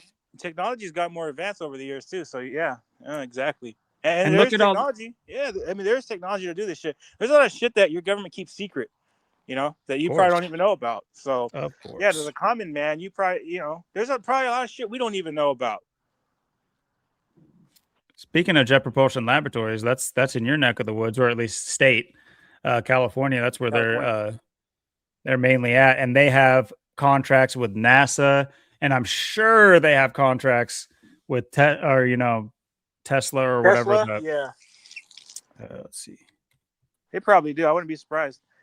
And just think about Tesla too. Like, just think about the mockery of that too. Tesla, who pretty much was anti-establishment, and now they're making his name basically off the brand with this guy who's pretty much all establishment, part of the cabal.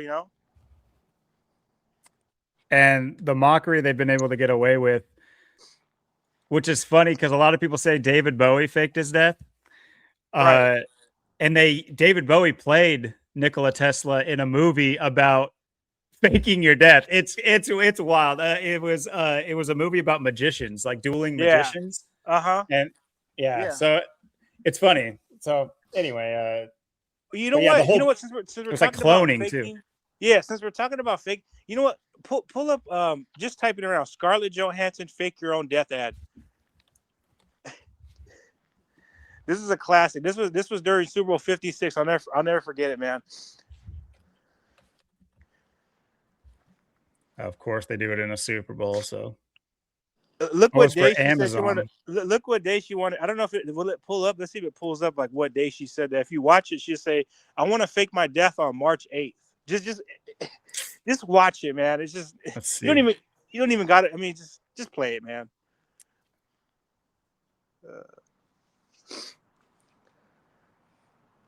Won't have sound, but have closed captioning. Yeah, it should show it on the closed captioning. When I seen this ad, dude, I fucking died. And of course, she's considered a sex symbol, and she's married to the goofball from SNL that is not funny, not even a wink of funny. Oh, that SNL, yeah, that guy, yeah. Can't think of his name right now, but yeah, I know who you're talking about.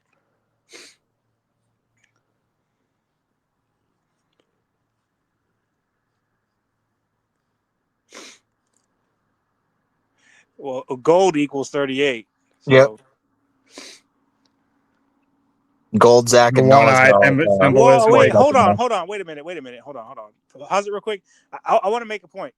Gold is the 79th element of the periodic table, and gold equals 38, and murder equals 79 and 38. Yep. Yeah, Right. I forget about the periodic table when it comes to a lot of these things. Yeah, I do too. You know what? And I'm What's going to the give 201st element? I think it's mercury, isn't it? I believe so. Or thallium. But that's Thallium. like the most radioactive isotope. Yeah. That TI 201. You think of Is it the TI 81st? as in the Terminators too, or calculator? Oh, atomic number 81. That's the atomic number. Yeah. So that's like how many atoms make up the thing. Yeah. Right. Yeah, but yeah, I want you guys to check this fucking ad out, man. Just mockery. I love the eye patch. Yeah, pirates. Yeah. How do we gonna get our one-eyed symbolism in? Exactly. Oh yes, right there, guys. You love the eye it? patch. Yeah. When is the March show 8th. open? March 8th. And it's at 56 seconds. Look at that. 56 seconds.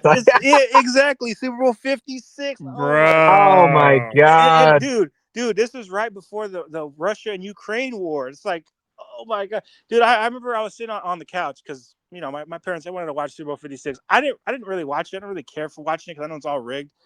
But, you know, I was telling them before the game, well, this shit's rigged, man. Well, you guys are investing your energy into a rigged ass game. National Fixed League. But anyway, I was sitting there watching. I usually like to watch the adverts because that's, oh my God, you don't even know, dude. They mock you all the fucking, they literally troll you during the fucking adverts. I think that was the year that Halle Berry came out and said, the NFL is nothing different than Hollywood. And I mean, isn't that not true? I mean, isn't the NFL pretty much Hollywood? It's no different. Got actors fulfilling the script. Athletic actors.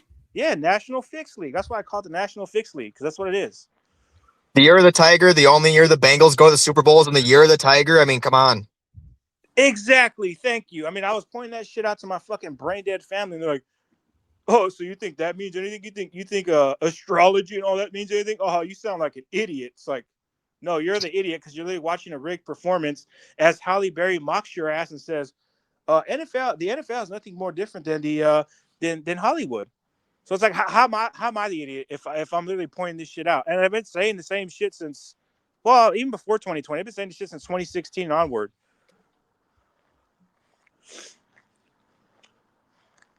I'm trying to see where it says that. There it is right there. Wait, hold on. Oh, okay, that's LA Times. Never mind. This AI is trash, bro. See, that's the fucked up part about it, guys. Because 2022, Google, there was no AI on Google. There was no Google AI. Right. That's why I kind of miss how Google's old layout was too. But it's no AI. You can just look shit up and it'll actually just pop up there. But that's all part of the problem. I think this is the commercial. That's the commercial right there. Yeah. See if you can play that on here. Hopefully, I just don't want you to get a copyright strike. But we've been pausing and talking, and there's not even been no sound. Fair use, guys. Yeah. California. Is this a California Dream Big? Oh yeah. Yeah. Hollywood. Yeah, and that's that. Hey, dude, that's more part of the mockery right there. Dream big, because you know all the retards. Say, oh man, I want to be an NFL player. Not knowing that's all rigged. 30 years.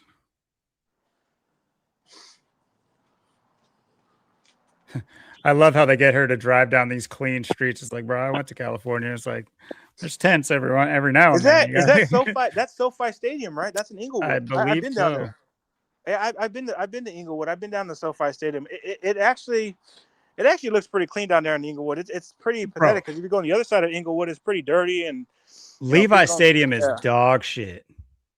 Yeah, I felt like I was at a high school game. I've been to one NFL game because my sister won free tickets and flight, hotel stay, and everything. And me and my brother-in-law went down to California to see the Seahawks at 49ers. Yeah. And dude, that stadium is dog shit. It's so you sit on aluminum seats. It's shit. Oh, and people pay thousands of dollars for that for $20 12-ounce beers. Bro, it's overpriced shit. Overpriced shit. I mean, just overpriced shit. Yeah, but the stadium just felt like you were in a high school stadium. I swear I've been in nicer high school stadiums. Right. It's in Oregon.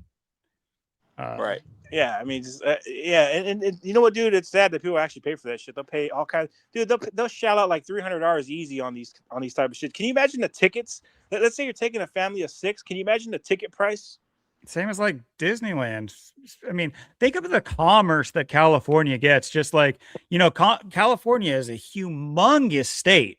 They're like, the middle. And if you think about how many eastern states could fit in California, you could fit like 12 or 13 of the eastern states inside of California. And yet, of course, only the metropolitan areas are mainly and inhabited. It's very similar to Oregon and Washington as far as comparison wise. Humongous states that people really only live in these tight metropolitan areas, which is a good thing and a bad thing. But it's good that at least nature gets to hold on for a little bit longer. But it's it's. Well, and just think about who pays for these fucking arenas and stadiums. We do. We pay for these shit. Of course. Yeah. It's like the Packers in Wisconsin. That's how it is. All the money comes from you. I mean, all your tax money, everything you're paying for. If you want to go down by the Packers Stadium, you're going to be paying, you want to go get a burger at Kroll's or something, you're going to be paying, for a couple of burgers, you're going to pay $40-$50 because the Packers Stadium's right there, pal. It's like, you got to give the money to them. Who do you think you are? It's like, and that's how it's like. And that's how it is there. It's like, oh, well, it's all about the Packers because that's all we have. It's like, okay, then think about that. If the Packers is all you have, how great is the place you live in? That's a pretty shitty place if all you have is the Packers. Exactly. It's just, exactly. Hey, you're preaching to the choir. When they took the Sonics away from the Pacific Northwest, we were stuck with just the Blazers. For the NBA, I mean. Right, yeah. And shortly after that, the Portland set I think a home record for consecutive sellouts. That's down the drain now, but for a long time there was a lot, several seasons of consecutive sellouts because Portland's the only venue for NBA. And I wanted to mention this at some point, but dude, NBA, they're down across the board, and they're saying that they're trying to keep it afloat. And say that streaming is another option now. So they're getting revenue through streaming and things of that nature. It's like, no, people are not tuning into this garbage ass game where you can literally. Well, look at the Clippers. Look at the Clippers, bro. Look, if you go to LA right now, if you were to drive down to LA right now, no one gives a fuck about the Clippers. I'm just saying, no one gives two shits about the Clippers. No one gives a shit. If you're down there in LA and you survey the people who are LA Lakers fans, guarantee you 100% of them are going to say LA Lakers all day. No one's supporting the LA Clippers. You got the Unk super team. You got Kawhi, Paul George, and the Beard. Yep, James Harden, isn't it? Yep. Yeah, I mean they're average. I think they're the oldest team in the NBA. Well, yeah, because they have to be because because the Lakers. I mean, they have they're from Minnesota. Brooke Lopez. Oh, I mean, they're oldest by age, right? Yeah, as well. But no, good point too. Yeah, yeah. A lot of people don't know that. See, a lot of people don't even, and it's funny because the average fucking the average Niner, they don't even know that the San Francisco 49ers were named after the Gold Rush. I've known that for years. I've known that since I was a kid. Yeah, you ask a Laker fan, what's your favorite lakes in California? Right. Huh? Wait, no, the Lakers. Exactly. They're named after Exactly. these great lakes in California. Which ones? Exactly, and they can't even name one. It's like, yeah, you tell them that. It's like, come on, dude. Obviously, it's named after Minnesota with the lakes. You know, a lot of people. You know what? Probably the OGs know about this, but if I were to ask somebody right now, probably is in my age range, they probably wouldn't even know who the hell George Mikan is. George Mikan. That name sounds familiar. Who is that? You got me. It's Yeah. he used to play for the Minnesota Lakers. What do you think Kareem got his sky hook shot from? Okay. Oh, let's go. Mike. I'll take it. What do you think Kareem got his sky hook shot from We'll George take it. Mikan doing the Mikan drills? Hell yeah. I know he's died at 80 years old, huh? Mm. You know what's They funny always about go that? down to Arizona to die. Probably more likely be reborn like a phoenix. You know what's funny about that? Not him dying at 80. Bryant equals 80. And think about the biggest superstar to come out of the Lakers, isn't it? Bryant, Yep. 80. Here we are during the 80th NBA season. They've been paying all kinds of tributes to Kobe Bryant. Like, it's just unreal. Did you know that like 80% of the NBA is wearing Kobe 5s? Yeah. Which I've is noticed the same brand that had the helicopters. More mockery. More mockery right there. Yeah. But it's like, what's so funny about it is that shoe, when it came out, it forced Kobe's to have to build in ankle braces because people were snapping their ankles because there's no ankle protection. They're low tops, like super low tops. So yeah, I mean, it's weird. Everybody's now wearing them. I am guilty of playing in low tops. I'm not gonna lie. I always played on low tops. Yeah, I never played in high tops. I never liked how they fit. I completely agree. I did have I could do mids as well, like some hyper dunks or something like that. Not there's high top hyper dunks, but there was mid hyper dunks. I can't do hyper dunks, bro. I'm sorry. It's just for me because I have a big foot, so it's like I can't do that. I have wide feet, but I found a couple that fit very well for me. I mean, granted, when I would, when I would go for aesthetics and wear my KDs, I would get fat blisters on my feet from forcing my feet into those things. Yeah. They're so narrow. It's crazy. You know what? I still have my LeBrons. I still have them. Which ones? The ones that I just recently got. I played in them one time. Most uncomfortable shoe I've ever worn. Not the Soldiers, right? No, they were the. I don't even know which ones they are. I mean, I gotta go back and look, man. They're in my closet somewhere, but yeah, they're up to like 20s now, bro. When I first, we talked about this. I think last time it's like I started. We talked about it last time I was on the show. Yeah. But yeah, I've heard of George Mikan. As far as I think he's in the Hall of Fame or something. I've heard about. I believe so. Oh, nickname Mr. Basketball. Okay, I'm pretty sure I've heard about him through that. Yeah. Yeah. Oh, speaking of, did you know it's World Basketball Day today? I didn't know that. No. So I was looking out for some sort of fuckery. Man, it's so hard to keep up with some of these fucking days too that they have these little. You're telling us. Yeah, we had our whole theory busted on a day. Tennessee Day. We got royally screwed this year on these days, bro. I didn't even know it was National Alabama Day. When was that? December 13th? I don't even remember when that was. See, that's how time flies. It was having to do with the whole. It had to do with Phillip Rivers. Phillip Rivers, yeah, he's from Alabama. Yeah. And it's the darkest day of the year too. It's the darkest day of the year today. It's the winter 21st. solstice. It's the start of the winter solstice today. Absolutely. That's why there's been all kinds of deaths. You had the announcement of the Wire actor. Chuck Norris's ex-wife is dead today. All kinds of shit has been going on. Winter solstice equals 88. Interesting. Well, look at winter solstice and Society of Jesus. 180, 187, 191. Yeah, I saw the 187 too. And 187 has to do with homicide. 187. And you know what? I was just thinking about that too. Not a Dr. Dre and Snoop Dogg. Mm-hmm. It's just mockery, bro. This how they have to have fucking Snoop Dogg and Dr. Dre Super Bowl 56. I believe Snoop Dogg wasn't Dr. Dre 56 years old at the time. I believe so. Sounds about right. He got that February 18th birthday. Dude, he got that February 18th birthday. You know one thing I've been pointing out for the longest time about his birthday is the anniversary of what's his name? The guy who wrote the 95 Thesis. Martin Luther. That's his death anniversary. And he got Dale Earnhardt died that day too, yep. You know who else died on that day too? What's his name? Gene Hackman at 95. Man, shit. Talking about just Day before Michael Jordan's. on February 17th. Yeah. Jordan better watch out, man. He's 62. Bro, we're got the NASCAR side of things, and this has been a huge ritual for that. Like that NASCAR lawsuit settled. Right.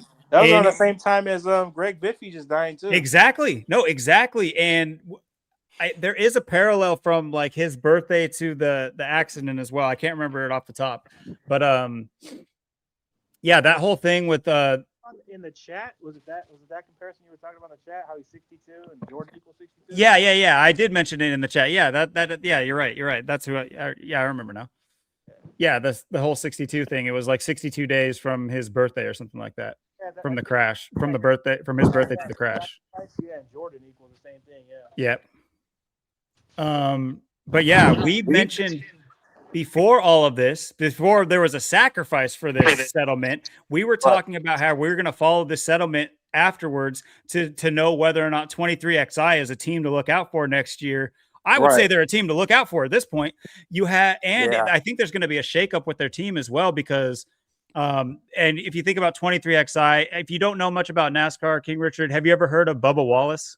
Yeah, I've heard about. He's the only black driver. Dude, I remember hearing about him nonstop during the George Floyd thing. Yeah, exactly. He had the noose hanging in the garage or whatever. Yeah, absolutely. Yeah, it was right I after remember that story. That was back. It was right after the whole. That was back in 2020. Yeah, that was right after the George Floyd thing. Yeah, I remember how they synced it up. And the Jussie Smollett hoax thing too. These all things were like back to back to back. Yeah, I remember that. I remember all that. Yeah, it's crazy how time flies. But yeah, I do remember. But he drives for Jordan, and you think about the guy who almost won and obviously rigged the game so that Hendrick Motorsports would win, which is who Biffle is related to, as well as Jack Roush just had his plane crash again, who was another one related to Hendrick Motorsports. But he raced for Roush Fenway, right? Exactly. Jack who are related to RFK. Yeah, exactly. Dude, all this is connected, bro, and it's fucked up. So Hendrick just won, and now this is kind of like ushering. I believe it's going to usher in this. I've talked about. Oh my gosh, we've gone into so much in depth about how the rules are going to change very soon, and that they're making changes now to piss people off, and all the drivers hate NASCAR. All of them are openly against NASCAR, so that within a couple years they're going to say there needs to be a change, and they're going to change it. But this lawsuit had to do with certain teams are like built in. And when you're like built in to a certain level, it's like placing and being allowed, like being in a race is like a foregone conclusion. Whereas other people have to like do step by step in order to get a driver into a race. Well, Michael Jordan's saying he wants to eliminate all that. And he's kind of throwing his weight around with his name and legacy, as well as he's teamed with the driver who obviously threw in order to let Hendrick win last year, Denny Hamlin. You know what? I'll just remind people, it's just like, it's talking about NBA and NASCAR, right? I mean, it's just like with the whole betting fucking scandal, like with this whole NBA shit with Terry. It's just all gone. Right. Yeah. The Chauncey Billups thing. Yeah. And the other guy who was Terry Rozier. Yeah, his name means Rose Garden, and Chauncey Billups coaches the team that used to play in the Rose Garden. Yeah, this is a big joke. Yeah, but also think about Roses, Pete Rose. Yeah, exactly. Pete Rose, Pete Rose for the MLB. And remember, he died by the number. Was it last year? Last year. Yeah, just last year. Yeah, at age 83, and nobody's even heard about Chauncey Billups since then. They just did it, and now no one cares. Yeah, no one even gives a shit. Everybody's just going back to watch the NBA. I see, that's what I'm saying. Like, they get all this shit, and then people just get all like emotionally. Oh my god, man! How could they rig the NBA? It's like, bro, it's like the NBA's little Epstein thing, because they were saying, "Oh, LeBron's involved. All these people are involved," and now it's just like no one cares. And LeBron dropped 38, so it's just like, oh, he's still the GOAT. It's just. But remember that shit when he dropped 30? When he dropped 38, I think it was beating Kareem's score on the 38th day of the year. Of course. Yeah, that shit was, dude. I was playing back. I was like, back then, people were like, "Come on, man. Are you serious? How can people not even see how they put this shit right in your face?" It's obvious they're using numbers. It's just like earlier I was talking about, like, people dismiss this information. You got to meet people where they're at. So you got to meet them with the sports. I'm not gonna lie. Sometimes I meet people like, I ask them, they don't care about sports. They care about, gangster rap. Okay, I'm like, okay, well, think about these gangs. Most of these gangs use numbers and letters. Literally, they're doing gematria right in your face. 6'7". Oh my god! Don't even get me I'm started on that. sorry. I Yeah. just like cursed. Or I didn't even think about it. Yeah, That's the worst when you hear but little kids going 6'7", 6'7". It's like, oh, that's I'm who's in at the hell. NBA. Do you remember us exposing women's college basketball? Almost like 70% of their attendance are kids that are bussed in who are waiting on the score to be 67. I'm dude, not even joking. It's dude, that's what I'm crazy. saying. Yeah, and then did you guys see that they did? I think it was. I don't even know when it was. It might have been 2 weeks ago, 3 weeks ago with the Kansas City Chiefs when they were 6-7 or whatever like that. I'm like, Oh, and they like show the fans kids going yeah, crazy in the stadium. yeah. And It's like and the learn announcers will be gematria. in on it. Fucking learn gematria. Fucking Kansas City equals 67. Yep. And see, here's the problem with that. You teach a fucking person like it's like as they're screaming a number out, they don't even know what the fuck they're saying. Like here's what I say. They're screaming kabbalistically encoded shit out there. I don't even know what the fuck it means. Uh, killer equals 67. That song that they're fucking that number has to do around with killing. My guy singing about killing his ops and shit. Killer literally equals fucking 67. I know I was on here when the last time I was on here, we're talking about the serial killers. That shit was coming up all over these serial killers. The Stockton serial killer was arrested on day with 67 numerology. The one I was talking about, Dos Palos, that was another 67. They said supposedly the guy, he was in a Dodge Ram. Dodge Ram equals 67. I'm like, come on, man. Yeah, it's like look at the Seahawks game that just happened. I mean, they scored 38 points to win. The Right. Biff equals 38, Gematria 38, Death Murder Killing RIP 38. Perfectly for the ritual. You have the Don't forget what they 16-point did comeback, to don't forget what they did to 2-point Russell conversion, Wilson. 2-2-2, order out of chaos. I mean, it's perfect. Well, don't forget what they did to Russell Wilson a couple years ago when he went to, was it Denver, the 38th state, Colorado 38th state? Yep. On 3-8. Yep. I mean, Of course, the team that he trounced in the Super Bowl, the most boring Super Bowl ever played. Yeah. Against Peyton Manning. Oh my God! Don't even get me started on Peyton Manning is pretty much up there with fucking what's his name, Tom Brady. Oh, of course. Yeah, they're inextricably linked, guaranteed. Oh my God, course, that's what I'm saying. Like, just two players that if the league was not fixed and was real, legit football, these two clowns wouldn't even be in the fucking league. Especially a guy like Tom Brady. You guys, like, I encourage everybody to look at Tom Brady when he was fucking running. My guy looked like he was wearing a diaper. Shit-filled diaper running. Looked like Trump walking up to the press conference. If you guys, I showed that there, dude. Trump wears a catheter. He wears a. No doubt about it. Oh yeah. You know what? I wouldn't be surprised if that guy's even if he's a female. Look at his hands. He got small, little, tiny hands. Good point. There, Yeah. there's Probably sucking off Billy. You'd be, probably surprised to find out that Melania is probably a dude. Oh, no doubt about it, man. Melania is I've spoken many times on this channel. It's a pretty candid idea, but I mean, I think people can understand it. But I think, speaking of disclosure day, what's funny, I'll say this real quick and then I'll finish my point. But I've had a recurring dream of being like in a humongous crowd. Basically, in my head, everybody is there. Like everybody in the world is like lined up at this stage, and it's super dark and it's outside this outdoor stage. And there's like celebrities on stage and they all have their back to you. And then they all like turn at once and they just have like this wry smile on their face. And like in my head, it's like super scary, not scary, but it's just like, it triggers the end because it's like, they're all just like showing you their true face all at once. It's just this weird dream I've had. And that's what Disclosure Day is all about. But I have a theory that you're going to find out before it's all said and done that the sex symbols that you've had as men, what they're targeting you mostly as men. This isn't to say that every Brad Pitt is a female, but like as in like Jennifer Aniston's a dude. So it's like this weird thing where you'll have these sex symbols and or people that you've knocked a couple off to, or just about every single female in the industry, you know what I mean? The P industry. Yeah. You're going to find out that you've been wanking to dudes. And Exactly. rather than revolt and say, hey, I've been wanking to dudes, we need to tear it down. People aren't going to say that. They're not going to admit that. They're just They're gonna going be like, to "Oh, go it's cool. It's silently cool. into the It's cool, night. bro." They're Yeah. gonna be like, "Nah, it's cool, Or bro. It's accept all right." it. Yeah, they'll Yeah. accept it. They'll be like, "Yeah, it's all right. It's cool." It's the Ain't same nothing. idea of like walking into a room by yourself late or walking in with like two other people late. You're going to rather walk in with two other people late.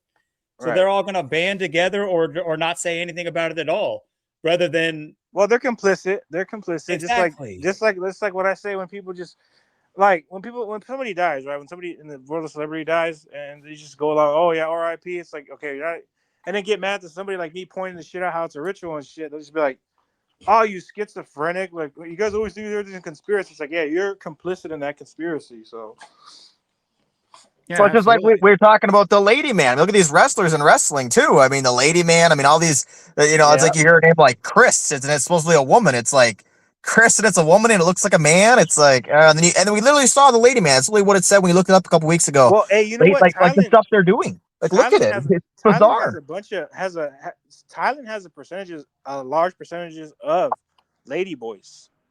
Oh yeah. Rich, what's great is we had our first, dates have been changed, I believe. I think we've caught a couple dates changed or some weird anomalies in that kind of area. I know you and Zach have witnessed a ton of these doing research and logging numbers. So that makes Right. sense that you guys have Crunching gone the through a lot. numbers, yeah. We got our basically first I wouldn't say major, but like clear one of them changing things on the fly within 1 week. There was the John Cena's last match. Well, the other events that were taking place, we went one by one and looked at the matches, and a lot of them were unexciting and didn't really matter. Right. But one of them stood out because the first thing I noticed and I think if you ask, like, I probably like 75, 80% of dudes would say this person looks attractive. Like it's an attractive female. If you just say, hey, is this female attractive? She's like fit and like she checks certain boxes. I'll say she in quotations, but right away I'm like, wow, that's a handsome woman. She's very handsome. Wow, very, very nice sharp features on this one. And so her name is Sol Rucka. And so I just randomly look up her name of the sun, right? Well, her name means exactly. Her name means son, lady boy. Yeah. Yeah. And so we look it up, obviously, and it shows lady boy. And so just last week, we double check it and they changed it that it says lady woman and nothing. And we had to go and find it for it to say that in Latin or in, at the root thing, it means lady boy. Right. Yeah. That's what I'm saying about like, bro. Wikipedia and Google and all this shit. Bro, these motherfuckers, they change shit all the time. Like, for instance, case in point, remember we predicted the death of Young Bleed, the guy who did a song with, I think it was Master P, one of the most shittiest rappers out there. If anybody likes Master P and gets offended by me saying that, I mean, he is pretty shitty. I mean, Master P does not have one good song. His songs suck. I'd rather listen to Lil Wayne, 2008 Wayne, than listen to fucking Master P. But that's funny because they both came out of the No Limit Cash Money thing too. But I mean, yeah, we predicted fucking what's his name, Young Bleed's death, and they changed it. Yeah, how you do that? That's probably like the only dude. Anyway, that's a whole different time. I'm not gonna get into that. But that's got King George. I know. I was in that live stream with you. I hopped in. That's like when me and Logan looked at Everclear. Art Alexander. His remember that was like 8 years off. I'm like, well, why is his birthday that far off? Like 8 years? Like it wasn't even close. Yeah, it's like we literally forecasted it. I know it was a date off. Like people were like, oh, you didn't say it. You said November 2nd. It's like, well, yeah, I said November 2nd because I did get rid of 2/11, like 211 to 47 prime, and my guy's name, Young Bleed, in the most pure cipher equals 47. But anyway, they kept saying he was 47 before he died, and I'm like, hey guys, you better watch out. You know, he might kick the bucket at age 47. Sure enough, the headlines break. Days later, like literally days after I made that prediction, he died the day before that on November 1st. But they changed his age of death to 51, and they even changed his birthday. Yep. Because I remember it was, I believe it was March 25th. Yeah, it was March 25th. I'm like, come on, man! They changed my guys, and I predicted. I even said, watch, they're gonna change his birthday. Watch, I guarantee when he dies. It was 3 years off. Exactly. Type in Young Bleed right now. Just type in the most pure cipher. I had him up. Yeah, most pure cipher. The guy's name equals 47. I'm like, I guarantee you're going to change it. And you know what? I'm going to say this. I'm going to go on a limb and say this. I might be wrong. I may be, just maybe a little bit paranoid saying it, but I am going to say that, I think these guys do watch Zach. And I know when I went on Zach, because I remember when that news broke, I said, hey, Zach, watch out for Young Bleed.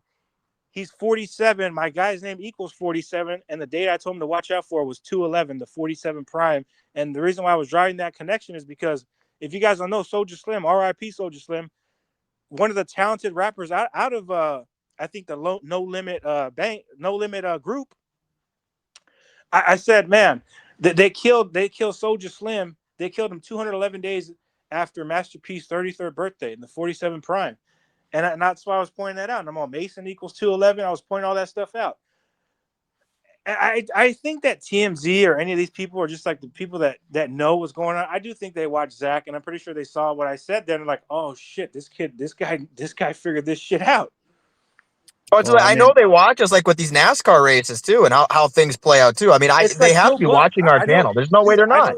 I know Joe Buck watches Zach. Because I've seen Joe Buck many times just mock what the shit Zach says, like 35 Thursday. I'm like, dude, how the fuck does this guy even know about that shit? I'm like, this dude has to be in Zach's Patreon, fucking watching and lurking around.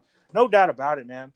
So it's no secret that they're probably watching Zach, and they probably see I'm pretty sure they watched the whole thing, but I'm pretty sure they watched right there where we're talking about it. I'm gonna watch out for Young Bleed. He's gonna kick the bucket at age 47, and he didn't die at 51. He died at 47 because again they changed his age of death and his date of birth. But I mean, that right there should just prove that they're doing shit by the numbers. That they got to change the birthday, and they even got to change his death. I mean, age of death. I mean, come on, man. He was 47 a couple days before he died. And anybody can verify that. Anybody can verify that. Go back and look at my website. I already documented how they literally said Young Bleed 47 was hospitalized. So, yeah, for anybody just saying that, oh, you guys don't predict anything before it happens, there's another one for the books right there. You know what? A classic one that I want to bring up, if you don't mind me mentioning it. Okay. I literally called look it up. Just look it up. It's it was the Walmart shooting that happened in Chesapeake, Virginia. It was on JFK's death anniversary, his 59th anniversary. I'll never forget it, my guy. 2022, October 30th.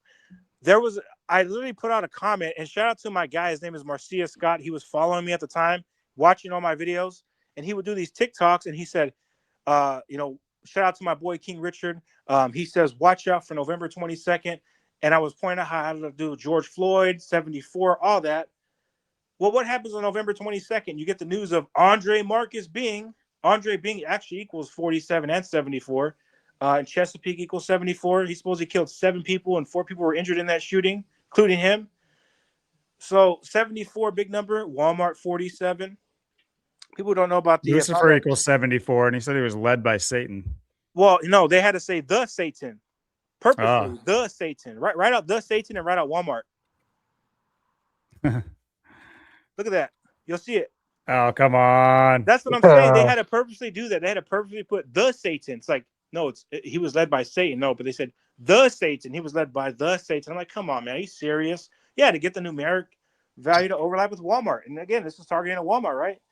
And again, what's Walmart, right? It's government sponsored. It's government funded.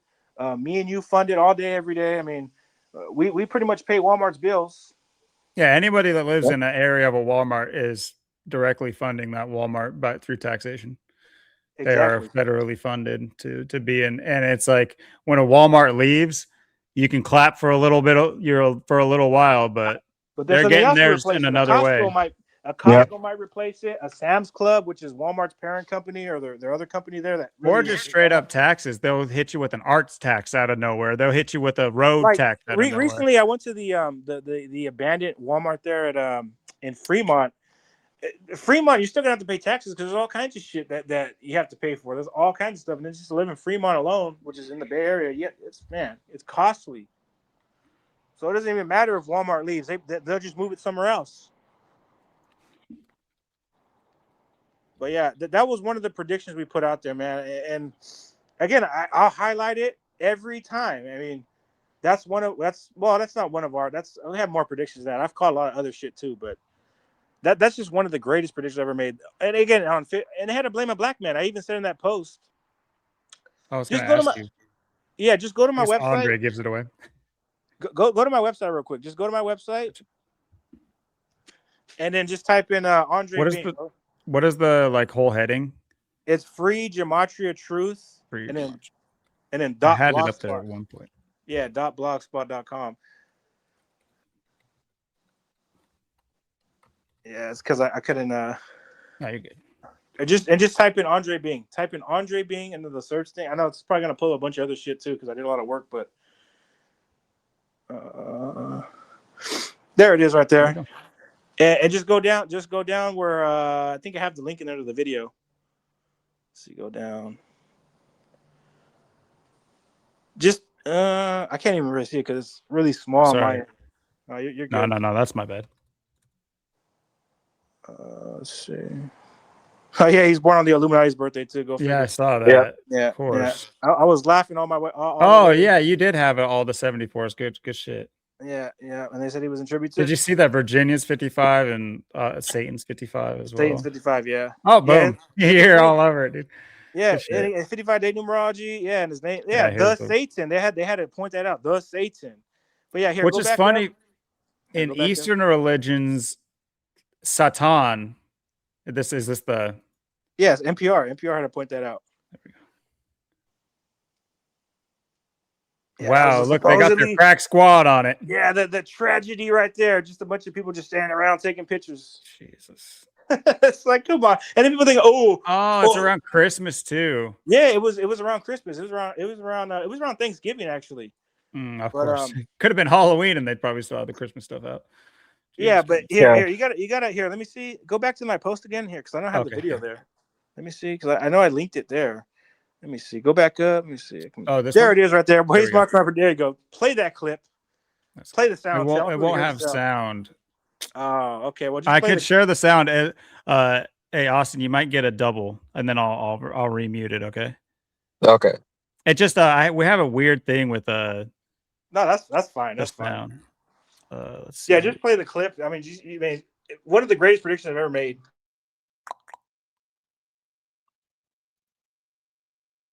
Hold on. You probably can't hear that. I need to.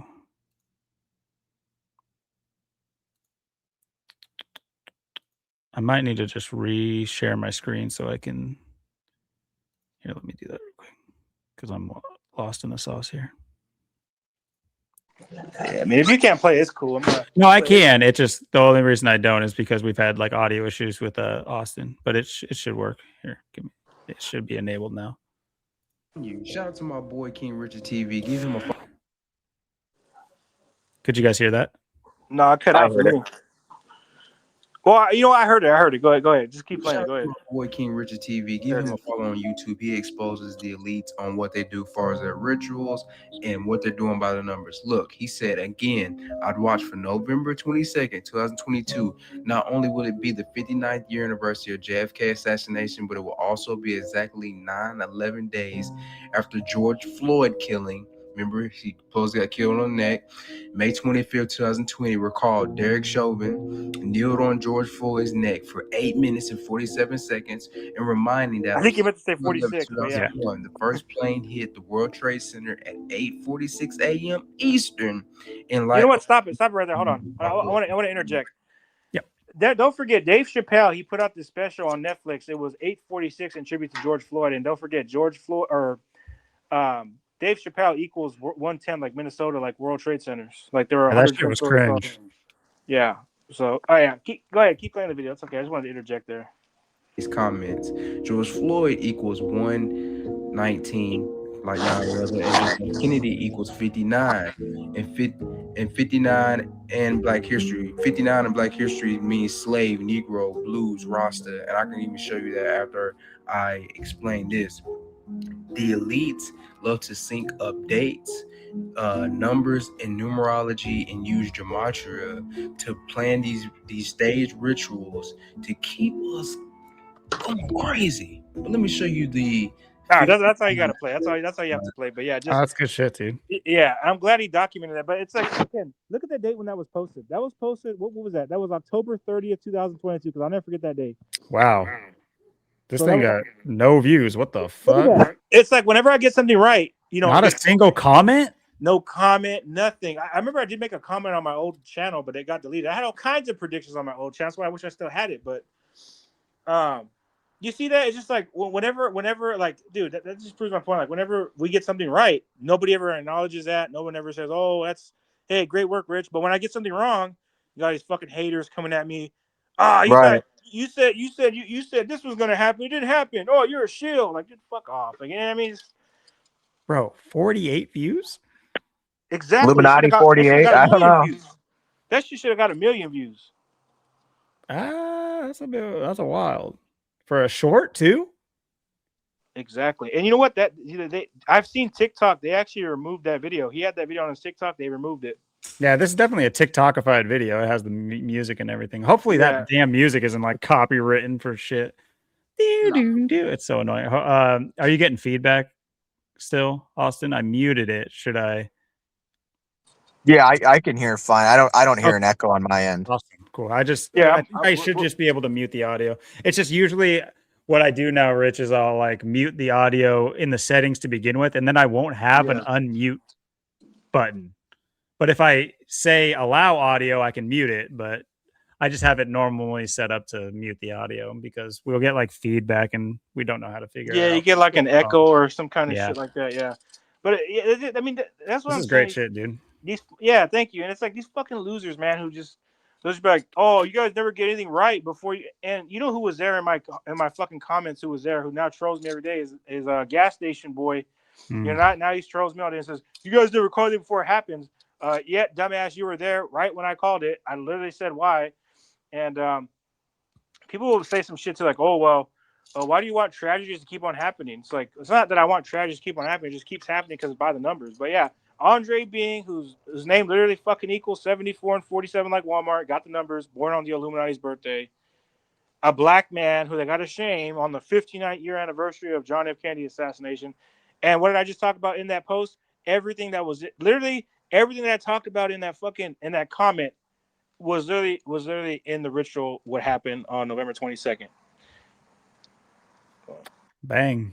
And I don't feel bad for anybody. You know what, dude? I'm gonna say this. I know it's gonna sound like an ass. I'm gonna sound like an asshole when I say this, but I'm gonna say this. I don't feel bad for anybody that gets hurt in these tragedies because these are the same people that come across a video like mine or yours or Zach's, and they'll say we're schizophrenic. So I don't feel. I'm sorry. I just don't feel any kind of remorse for anything. If anything even happens in these stories, but it's just like you got to realize these are the same fucking people that would probably say, "Oh, you're a schizo. Oh, this is stupid. Numerology. Oh, that's dumb." Yeah, I don't got time for I don't got time for this, man. I'm too busy to look into this. You know, it's just and that's just how it is. It's just like, you know, you either get the people that troll us, hate us, dismiss us, that they think, you know, we're schizophrenic, we're depressed, we got issues, they want to judge us, or they just don't have time. It's like everyone's got a different excuse, and it's just like, okay, but what do you do in your life that it's like you're so like above us or above like what we're showing? Like it's like I said, or when we started the stream tonight, we were just looking at just everything, and just the dots are just there. The parallels are there. I mean, you don't even barely have to do research. You barely have to have time for anything. You don't even got to look into the gematria. I mean, come on, fill up rivers while your state's flooding. I mean, how many people right now in the state are in a situation worse than mine or close to what I'm going through right now? And it's like, come on, fill up. And then the Biffle thing that just happened and that game. I mean, it's like, did you even watch the game? Look at the 2-point conversions. I mean, when have you ever even seen that? I mean, just like, and then people just, they go along with it. They don't care. It's just like, and then, you know, it's just like what I said too, in that a few episodes ago too. It's like, you know, we're the ones that always have to suffer in this because we have to pay the consequences. Right. These people, they're not suffering. If you're still wearing a face diaper right now, if you're still wearing a face diaper and worried about COVID and voting and all this bullshit, you're not suffering. You don't have a problem. If you're wearing a Trump hat and MAGA and you're still going along and, you know, you're ready to cast your vote for 2028. You know, these things don't bother you. You know, you're exactly what they want. You know, that you're not against, you know, you don't have they don't have any issues in life. Like, we're the ones that have to pay for everything. We have to suffer. We have to deal with the consequences of everything. We're the ones that have to face the repercussions. And it's like, and they just get it off easy. They have an easy life. Everything's so easy for them because they're not doing the work that we're doing, you know? Exactly. Well put. Mm-hmm. It's a fact, man. It's like we're the ones that gotta suffer in the long run. Like these fucking idiots. That's why that's what you were saying earlier, like just how they need to hurry up and get on with this fucking shit. Like the cabal needs to hurry up, get on with their shit. If they want to fucking kill us off, fucking take us out. Of course, I'm not gonna go up without a fight, but Of course, I was going to say, come and try. Let's go. yeah, again, if they want to take us out, man, they really want to kill us. Fuck it, take us out. But you know what? I'm still not gonna go out without any kind of fight. I'm gonna go down fighting, you know. But And in a way, what you're doing and what we're doing right now is going down fighting. We're going down slow right now. This is like a slow Titanic. yeah, that's what I'm Yeah. about to say. It's like the Titanic, yeah.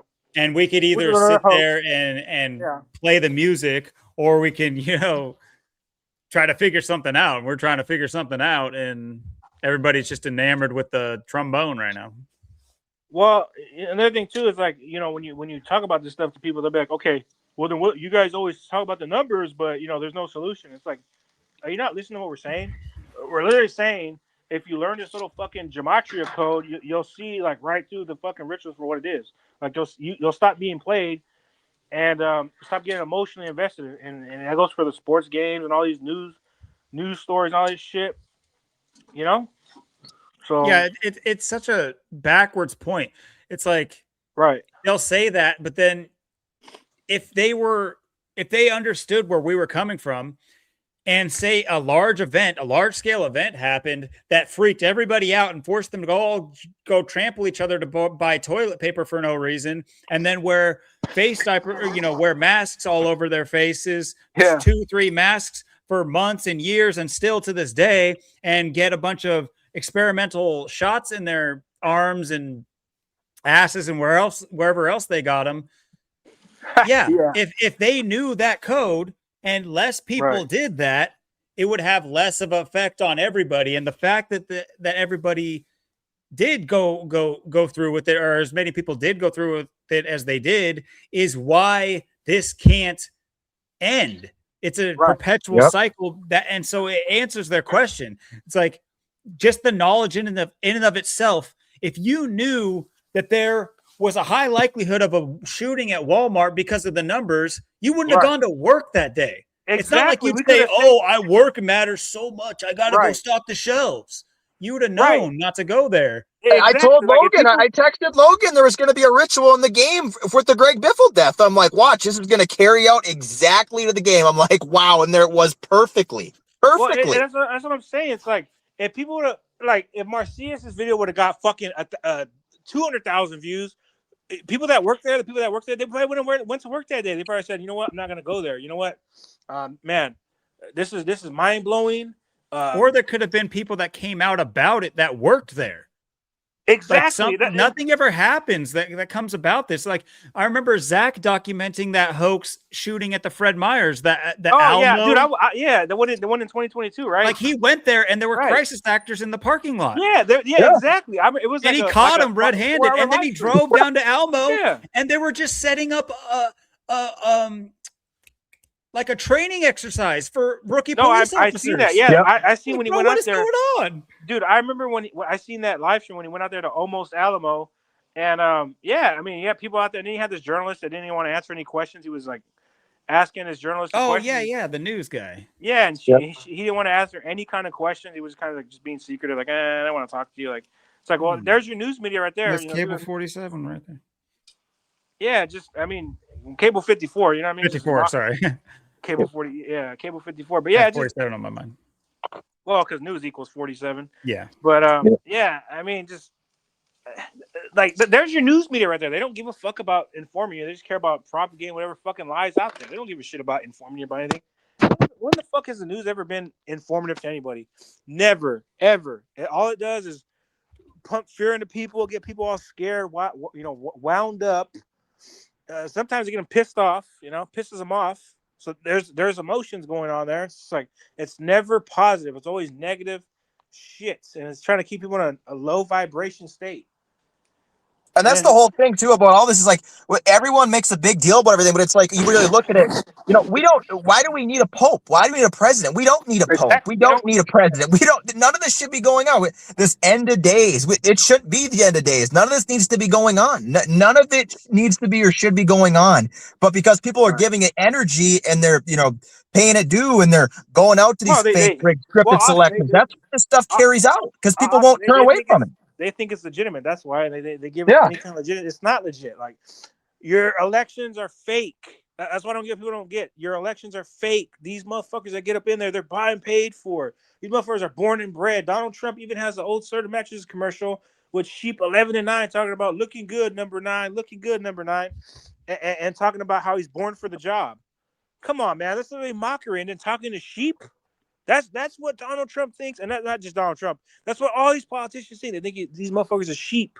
That's why back in 2008, 2009, they had that guy Shepard Fairey with the Obey thing with Obama's face on it. Shepard Fairey. Yep. And just you know ferrying their sheep. Yep. Yeah, and I'm not gonna lie, I'm guilty of having one of those shirts and wearing it, but I mean, just again, Shepard Fairey herding the sheep, and that's what these motherfuckers are, sheep. I mean, Trump's got a book, The America We Deserve, that came out in 2000, a year before 9/11 ever happened. I mean, he's literally telling you about Bin Laden and 9/11 before that happened because he was in on it. And then he's got the commercial with the sort of mattress that 9/11, the sheep on pillars, looking good. I mean, he's got a book about it before it happened. Then he's got a commercial afterwards. I mean, he's just behind everything. He's part of the whole thing, the whole show. And it's like every event, he's right there. He's always involved. And people want to say, oh, no. They want to make all these excuses and stuff, but it's like, it all goes back to school. It's like, what are they telling you in school? Oh, you could be the president of the United States. Just the biggest lie ever. Like something that's just so far out there, but, they want to make you believe that you can be and you can make it up there. No, you can't. You weren't born for the role. You don't got the genetics. You don't got the gematria, and if people knew all this, it'd be like, well, yeah, but then like I said, people are they're never going to get it. They're just going to keep marching on. Well, because they're comfortable too. Like right now, they got the Cheetos, they got the Doritos, they got their fucking hot shower. They don't give a shit. Like they don't give a shit until it's too late. They won't give a fucking like, man, we should have did something. Yeah, you should have did it, but you're too fucking late. Shoulda, coulda, didn't. So that's where it's at. You're talking about rappers that know about gematria. What you're gonna do when the grid goes down. They're well aware. Dude, you know what? Can I share a personal story from my personal life about that? Because I just want to share. Dude. I'll never forget, dude. It was just weird timing how it happened, how that happened. But my grandma, right? She ended up. My grandma was she was all ears when I talked about gematria. When I talked about Kobe and COVID and all this shit, she was very ears when it came down to it. Even though she was a devout Roman Catholic, which even when I started, I'm like, dude, how are you even still a Catholic? Just even knowing this shit. But anyway. She her daughter, right? My grandma ended up passing away. I think it's funny. My grandma ended up passing on my other grandpa's birthday, which is kind of weird, but I mean, hey, there is an organic side. Anyway, what's funny? She ended up passing 188 days, a span of 188 days after my birthday, and she's born on 18/8. But Roman Catholicism. Bavarian Illuminati equals 188. That's the one. Yeah. But she died on 2/1 and 21, but and she died on 44 date numerology, and cancer equals 44. She died from stage 4 cancer, but there's an organic side. I can't stress that enough. But her daughter, right? And I'm not gonna lie, I can't really stand her daughter. Her daughter's my aunt. I just can't stand her. I can't really be in the same room with this person. But anyway, quite recently she started being on the Trump train. Ever since, she got married to this, hate to say it, but this white guy who came from money. And, she used to actually be very liberal. Back in 2008, she was very Obama, very pro-Obama. But as of recently, she started being pro-Trump, like being part of, MAGA and all this type of stuff. So I never forget, she came down here. And when she was going to come down here, I'm like, dude, you might want to leave the next couple of days because they're going to turn the power grid off and they're going to do something very big in Houston. They might do something. I don't know what it is, but they might do something. Well, I didn't say in Houston, but they said, I said they might be doing something very big. They might be shutting the power grid down. You might not want to stay here for long. You might want to, take a trip while you still can. And what did she think? And I was telling her about the whole thing with Zach and how he was saying, the was the Public Enemy album, What You Gonna Do When the Mhm. Girl Goes Down, and how it was 142 days, something like that, when Valentine's Day is the 14th day of the second month, 14/2. And I was talking about that shit, and her ultimate consensus was that I'm schizophrenic and that I need help.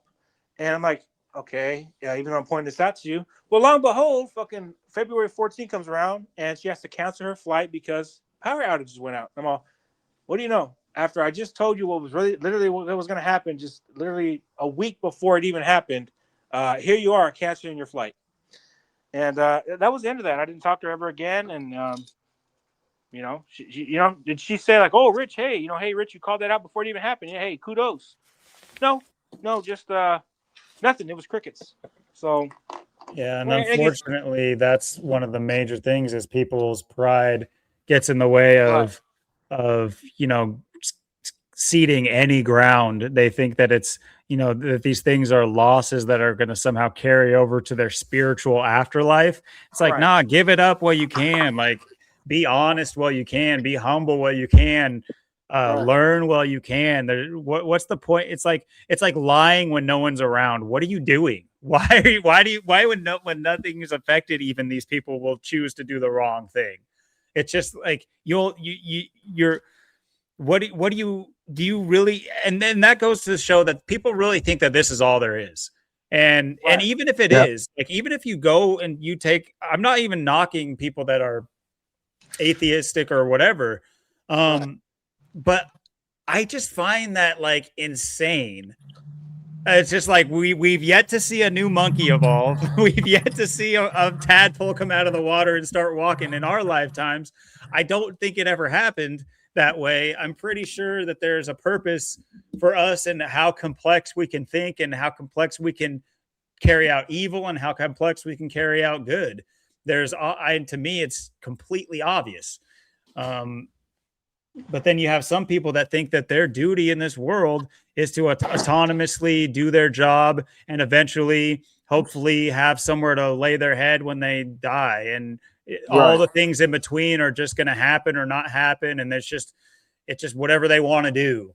And right. it's just like, how, if you add up all those types of people, which would you rather have a world full of? People that feel a duty or a sense of duty to themselves or at least the people around them, and then that usually extends out past them, and then of course you get rare cases of people who want to spread the message, spread a message that can help people to a large groups of people. Would you rather be surrounded by those types of people or people that are just lazing around, sitting on a mattress on the ground, eating chips, watching sports, not giving a shit about anything, and let alone their neighbor or what happens to you right next to them? Look at all the videos they're showing you. People getting stabbed on the train, pissed on the train, shot on Right. the train, public, in front of all sorts of people. And Right. these are shaming rituals on society. They're showing you how fucked we are. They're showing you Right. how, those aren't for the people that don't care. The people that don't care aren't going to watch that. They're going to sit there and watch it. And if they do see it, they're not going to care, because they're for the people who do see. And that's just showing you a sect of society that you have to live with. It's all to like Rich said, lower our vibration further and further until it's trying to whittle down the fight in the people that do have fight. And Right. Yeah, it's trying to give like no hope, like trying to give them no hope. there you go.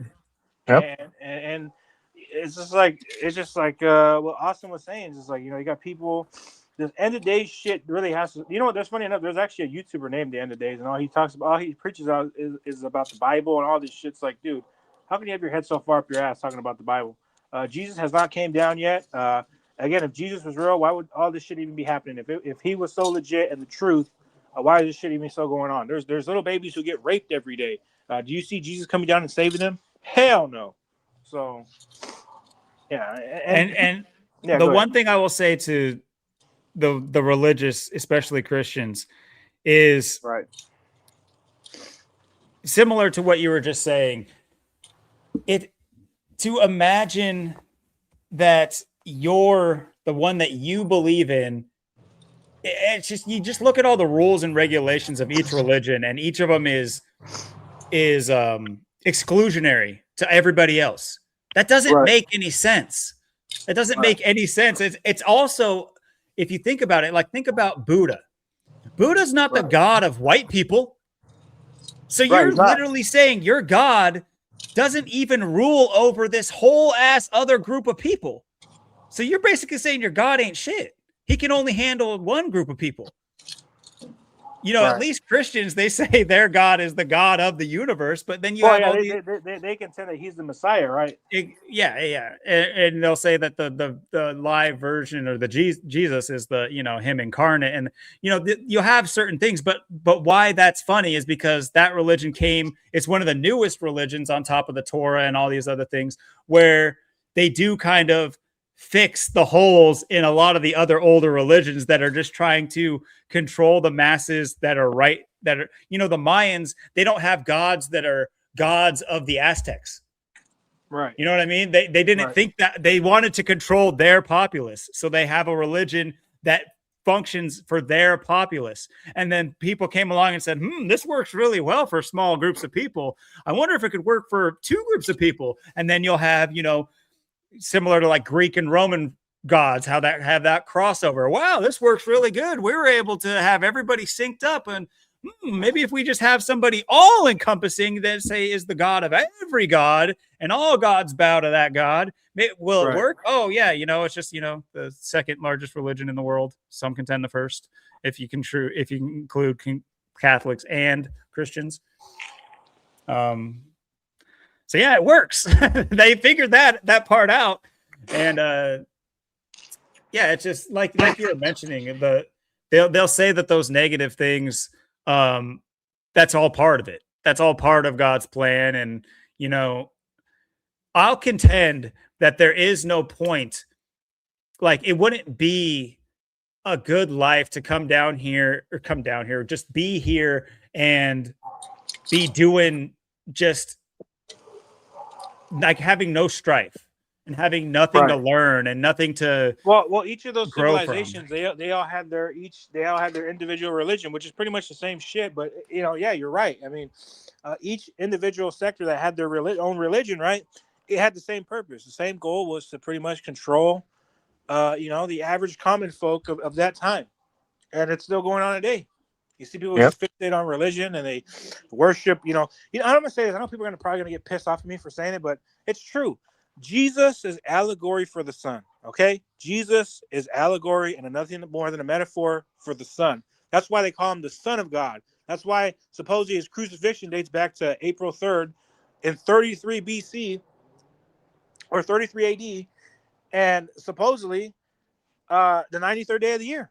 And crucifix and God's Son and Nazareth, they all equal 93. And they say the sun's 93 million miles away, and Saturn also equals 93. Speaking of which, we're in Saturnalia right now. But yeah, I mean, we haven't even mentioned that. Holy shit. Yeah. And just with the whole Greg Biffle thing, like all the retards on Facebook that were getting mad at me for saying that it was an obvious ritual sacrifice, it was. Story made no sense. Supposedly, they don't even know how the Cessna crashed, but supposedly it just crashed for no reason. Again, that story doesn't make sense. But to retards who can't read or don't even want to read, because we live in a society that doesn't like even to read or even to read or look at anything, it's not an accident that he died on the day he did. And then when his birthday literally is the same day that Saturnalia ends and dies at the time of Saturnalia. I mean, come on, man. The capper. And they said he was a humanitarian.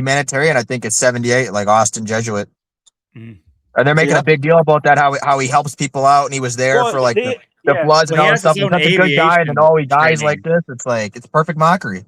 Well, he has his own aviation school, or like not school, but like he has his own aviation pilot, or not pilot, but he has his own aviation thing too. His own aircraft. That's his own aircraft is the one that crashed, and it was like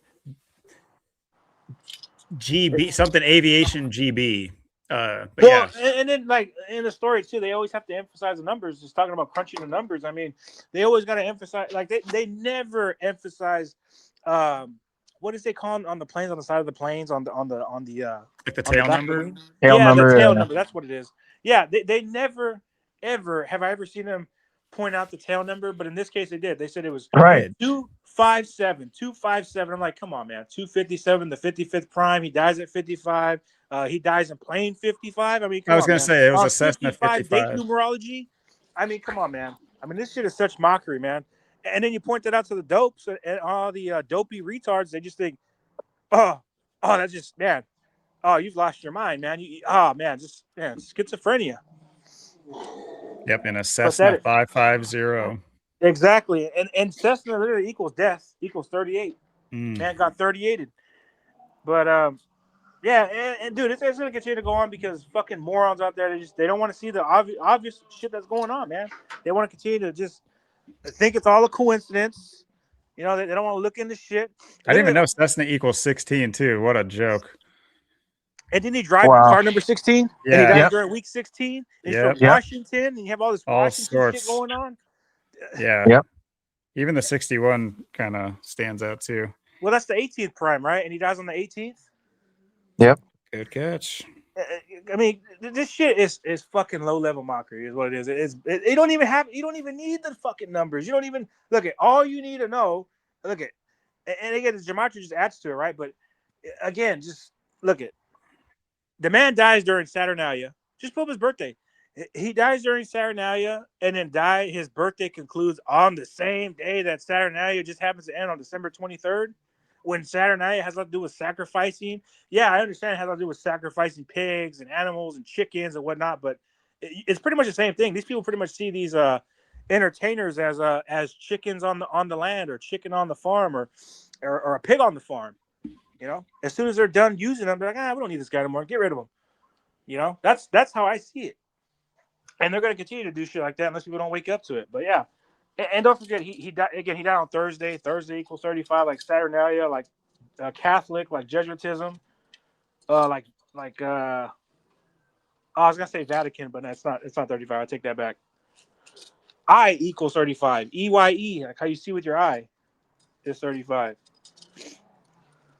And what's interesting too, they said it was him, his wife, and his 2 kids that died. That's 4 Yep. people, so 4 the number of death. And I Yeah, think they there you said go. Yeah, I think they said 7 people total, I guess, is the number they gave, if there was truly 7, or yeah. Who even knows, man? Half this shit. right. I mean, who really knows? I mean, it could probably be more dead. I mean, is it just those Right. 4? It could probably just be more than that, but they're just underreporting to fit the number thing. I mean, just to crush the numbers and do that shit. I mean, and then you got the dumbasses just say, "Oh, well, what's the point of doing this?" It's like, well, duh, dummy. The reason why they do is to drain energy. I mean, I'm pretty sure there's a lot of people out there who watch NASCAR, even though I don't really care for NASCAR. And I'm not gonna lie to you guys. I think NASCAR is fucking a boring sport to watch. I'm not a huge fan either. It's just I don't see the point of sitting there watching. It's just the same thing. I don't see people sitting there every fucking Sunday, sitting on their ass watching a rig sports game. I mean, it's the same thing. So The thrill I got from it was, you know, because these races, I work every Sunday. So it's like by the time I get off work, either the race has already started or it's about to end by the time I get home, and just, following up and seeing how it ends. And it was all, the excitement came from the work that me and Austin did on the race. That's where I would be like, oh my gosh, another call is about to come through. That's like the only time I get excitement. Like whenever I bet on one of these games or whatever, it's like that's probably the only time I get really excited. I'm like, oh yeah, I won something. And it's like, yeah. But even then, I'm like, well, I mean, why am I even excited over this fucking paper that they use to control people with? I mean, people don't give a shit about money. People are, oh, well, they do it for money. It's like they don't even do it for that. Like they have all the money in the world. You think the Vatican does shit for money, dude? They print the money. God damn it! I mean, they print this shit. They got money, bro. They wipe their ass with money, dude. They don't give a Exactly. shit about the money. It's not even about the money. It's all about just controlling people. They just want to control people and to just mock people and make fun of them. I mean, I think that's what they're doing. Every time they do this shit, I'm pretty sure they're sitting there at the Vatican just like, oh, look at these fucking idiots, man. These fucking dummies just falling for it. Well, it's just like, you got these Jesus people, and it's like, well, if you understand what we're talking about, what we know, it's like, yeah, right. Jesus, the reason he's called Jesus because his name equals 74. It's his name is Yeshua. His birthday is wrong. Christmas. Why would he be born during Christmas? He should be born during the summertime. He should be born during the summertime, not during the wintertime. Why? And the Bible says he's black. He's dark skin and hair like wool. That's not a white guy. So your description of the guy's wrong. The look is wrong. The birthday's wrong. His name's wrong. You're praying to the right guy. And it's like, you just sit there and pray, but you won't do anything else. It's like, that's where they want you, right? Reading that Bible, reading your book, and then not doing nothing. You see what happens every time one of these mass shootings happen. What do they say? Pray for the victims. Like that's going to do anything. Right. Pray for the victims. It's kind of like what it reminds me of a little bit is kind of like Disney. Aladdin. How like Aladdin is clearly like mostly a white guy, but he's in the middle of you know, an Arab nation. He's obviously he's portrayed as an Arab, as Right. where like Alibaba. I can't remember where they're from. It's whether or not it's fictional or it's like mythical, the place they're from. But you know, he's obviously supposed to be Arab, but he's just a white guy basically. Whereas you know, Jesus is a white guy and he's, you know, And that born doesn't in make any sense. Like, how Judea. can Jesus even be white if he's literally a black, a darker complected Right. man? And people who don't even realize There's a lot to that joke. The Jews were not the Jews. That's why they have 42 generations of Jesus, because I just had that number 42 all over these black people, man. But here's what I'm gonna say. Here, just Jesus. Yeah, close us out, Rich. Just Jesus alone, man. Again, Jesus equals black. Literally equals black in gematria. Black, literally, equals 11. I mean, again, Jesus is a fictional character, man. I don't see why people don't understand. But yeah, he was black. He wasn't white. You have some idiots out there like, oh, he's albino. That doesn't even make any sense. He's albino, so technically he'd still be mixed with black, so he would still be black. It doesn't even matter if he's albino. Well, yeah, he would still be black. I haven't heard that one. Man, I've talked to somebody in my personal life, and they're like, no, Rich, he's albino. I'm like, dude, that doesn't make any sense. That doesn't even make any sense. But yeah, again, this whole story of Jesus, bunch of bullshit, just meant to control people. And again, people think, oh, well, because you say there's no Jesus, then you're saying there's no creator. That's not what I said. I do think there's a creator. There's a reason why there's Earth, but you know, I mean, he had to create something, right? But I mean, I don't think there's a Jesus, man. I don't believe in all that shit. And I'm not saying everything they tell us about Jesus, like I said, is wrong. Is his name is wrong? It's Yeshua. His birthday is wrong. It's really in the summer. It's not winter. I mean, his look is wrong. He's not white. He's black, hair like wool, dark skin. I mean, everything's wrong. Right. The whole description's wrong. You're praying to the wrong guy. It's obvious. Well, let me play Jesus' advocate here. Let me play God's advocate here. I can, at the same time, I can see the obvious mockery and BS in the written word of men. Right. I can also potentially understand that there have been gods that have ruled this plane of existence that we are on. I'm talking about like Zeus being a overarching theme as a powerful type of entity. Yeah. I think that these things very well have existed. I'm talking about all his daughters and all of his children, and just like, you know, Saturn, how, you know, it very well could be that these are larger than life themes that they use to play a character, a god, and they can control these things as rituals for these entities that they'll tell the flock that they're actual real entities. Meanwhile, they're, you know, pulling the levers behind the curtain like in Wizard of Oz. I can believe in both. I not believe, but I could see both being true. Not maybe contemporaneously, but you know, I could see both potentially being true. I know the mockery is true, but I'm saying like, I'm open. I am open to. I've gone pretty deep, talking about dragons and all sorts of things and the world that we live on, what it is, what it was, things of that nature. It does lend to a lot of things that are highly unexplainable, and I don't take an ounce, I don't take a sliver of what's mainstream science has been telling us about what things are, and the lava and the magma plains and the tectonic activity, and the Yellowstone is a giant volcano that's, you know, at ocean level that doesn't have any peaks. It's just continental a giant drift valley. and Pangea and all these terms we know nothing about, and just things are being told. We don't know. I mean, they could be controlling the Pangea, making it do what it does. They could be controlling the magma, these continental drifts, these volcanoes, all this stuff. Man, that's what I think too. I like it's spiritual. Like I always say, why are all these mountains the same size? I don't understand why people don't point that out. Like look at all the mountains, like Colorado to Washington to California. Why would all the mountains like peak at the same exact height? I mean, isn't that just kind of weird? I mean, it's kind of weird that it's like all these in the States are like all the same height, the same size, where they're located. I mean, all this stuff is, I mean, it shows, by design. It shows by a plan. It's not just random, all these things that people want to think are just, it's weird that people don't even think about these things and question these things. They just take it and see it and just go, oh, well, this is what it is. But it's like, it's scripture written by man too. So yeah. And here's the thing. I will fully concede also that this is extra. In my opinion, all that talk, unfortunately, I think in a perfect world, we'd all be able to sit at a round table and discuss these things and try to figure them out. And that could be a much better world of us trying to figure out mysteries of the world. Rather than that, though, we have to explain to everybody facts about the world that they think is so outlandish that they can't see the forest for the trees.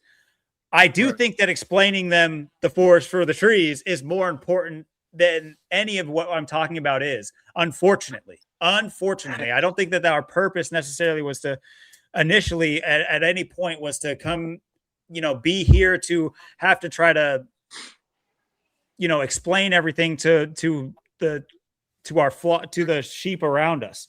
And unfortunately, that's how it is. But I will concede that is much more important. And as interested as I am in those other subjects, and we can talk about them at any time, of course, but I will give it up that it does at the end of the day where we're at now, it makes no difference. The shape of the earth makes no difference right now. That's exactly. Dinosaurs don't make any difference right now. I'm glad you pointed that out. Yeah. But it is highly interesting to me. And I think it should be to most people. To me too.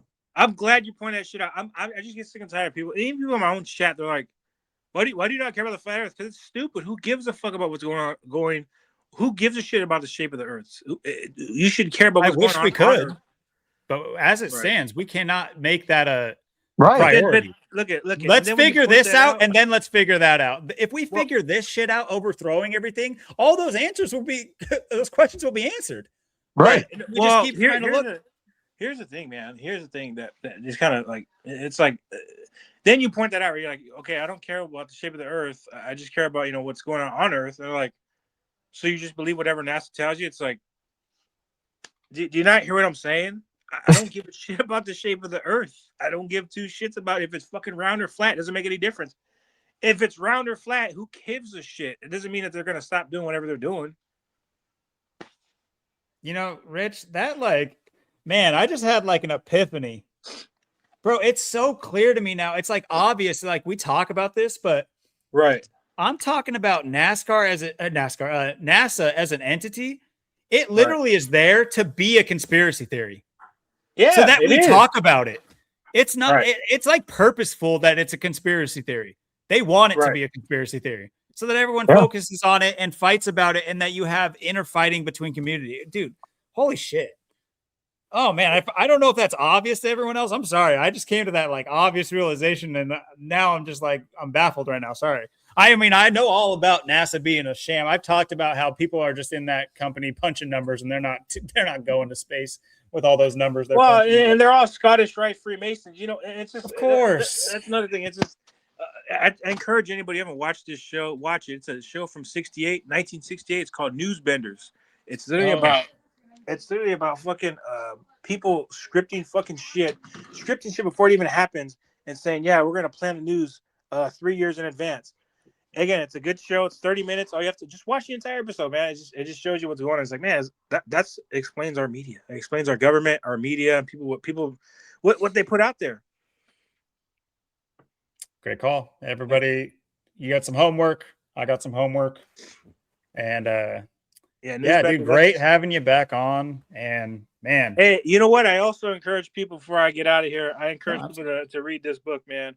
The Art of War. It's probably the best book you can pick up. I need to get a copy. Read this shit, man. It literally explains everything that's going on in the world, man. Art of War. I've gotten the Cliff Notes, but the extended Cliff Notes, but you need to read it. You need to read it. Yeah, you need a hard copy. So yeah, and you don't even have to read too much into the chapters, but just read chapter 1. It says everything you need to know. How they can, and think about who translated that. That was a Jesuit who translated that. So it's a Jesuit telling you what they're doing. It's a Jesuit telling you what they're doing. And not to mention Sun Tzu. If you just type in Sun Tzu right now in Google, there's no birthday for the man. There's nothing really known about him because he doesn't exist. Sun Tzu, there he is. I didn't say. I don't know where that E come from. Yeah, That's nowhere near the U. I don't know how I typed in E. yeah, there it is. Sun Tzu. No birthday, nothing. Revered in the Chinese Eastern culture. Oh, that's part of the Jesuit mockery right there too. People don't know. Look at the Jesuit China missions. The Jesuits have been in China and in Japan. In Japan, longer- yeah. And Yeah. you get the opium crisis in. Oh man, you can go deep. That's another episode. I can't just. Yeah, that's a whole other episode. We can talk about. They the controlled article next time, but all of them, the slave trade in Japan and China through Yeah. opioids. But that's all. Sound familiar? Yeah, The exactly. Jesuits and the arsenic, and there's arsenic in the Great Wall of China. We went over this already too. How it's Yeah, built with right. arsenic in it. Yeah, the Jesuits love to poison with arsenic. Yep. So, yeah, there it is. But yeah, no birthday for him. Supposedly said he's born in 544 BC. Bullshit. I don't believe any of that. So, suppose he died. At first, they said he died at age 46 to 47. They've now changed to 47 or 48. Interesting. Yeah, that's interesting. They changed it. It used to be 46 to 47. Damn, homie probably got by his own. he probably had somebody Pretty read sure his book and say, "Ooh, I know how to fuck this dude up." I'm pretty sure the Jesuit priest was like, "Huh, I'm gonna draw this shit. I'm just gonna draw this Chinese man." What do they look like? Describe to me what one looks like. Well, their eyes are kind of like they're kind of slanted. They And got long the mustache. beard. Like this? Yeah, that's close enough. That'll work. Yeah, that'll They'll work. buy it. Yeah, we're just gonna throw it on there. We're just gonna give it to people. I love it too. Died 47, 48. What numbers? 47, 48. Yeah, it doesn't mean nothing. Vatican equals, and look where he died at. Gusu. Does it not sound like Church of the Jisoo? Yeah. It's like, come on, man. Woo It's like state, how they think an Washington Asian State. would, Yeah. like how they think a Chinese guy would pronounce Jisoo. Yeah. Hey, look up the Church of the Jesu, and then just type in. There's a Scottish Rite Freemason headquarters literally right next to it, and it's building 47. And you know what? I guarantee. I'm going to say this. I know people were getting on my ass because I said in one of Zach's stream, I said that 9/11 was passed or was planned during the 16th century, and I think it was. I think 9/11 was. I think so too. I think it was planned in the 16th century before even America was even established. I think they even planned it. You know what? We're gonna plan 9/11. We're gonna plan this shit out 100 years in advance or whatever, 500 years in advance, 400 years in advance.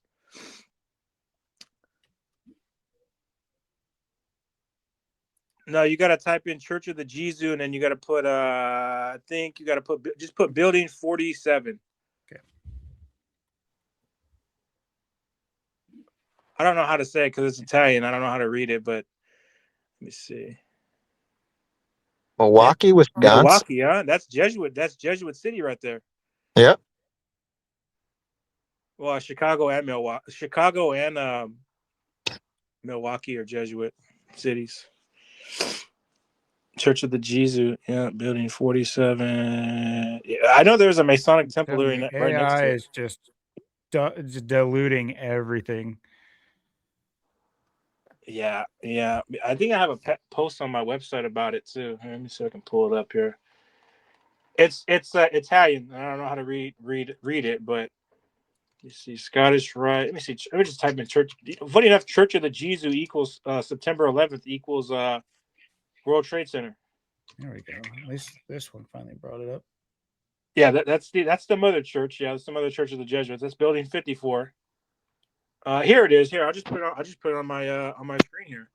You guys can see that. Let me lower mine.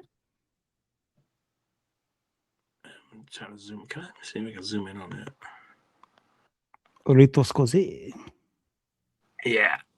Or you just type in RSAA and then just put Gotcha. building 47. Yeah, because I don't know how to pronounce the whole title, but yeah, Rito Scozzesi. I don't know. It's probably butchering that. What'd you just call me?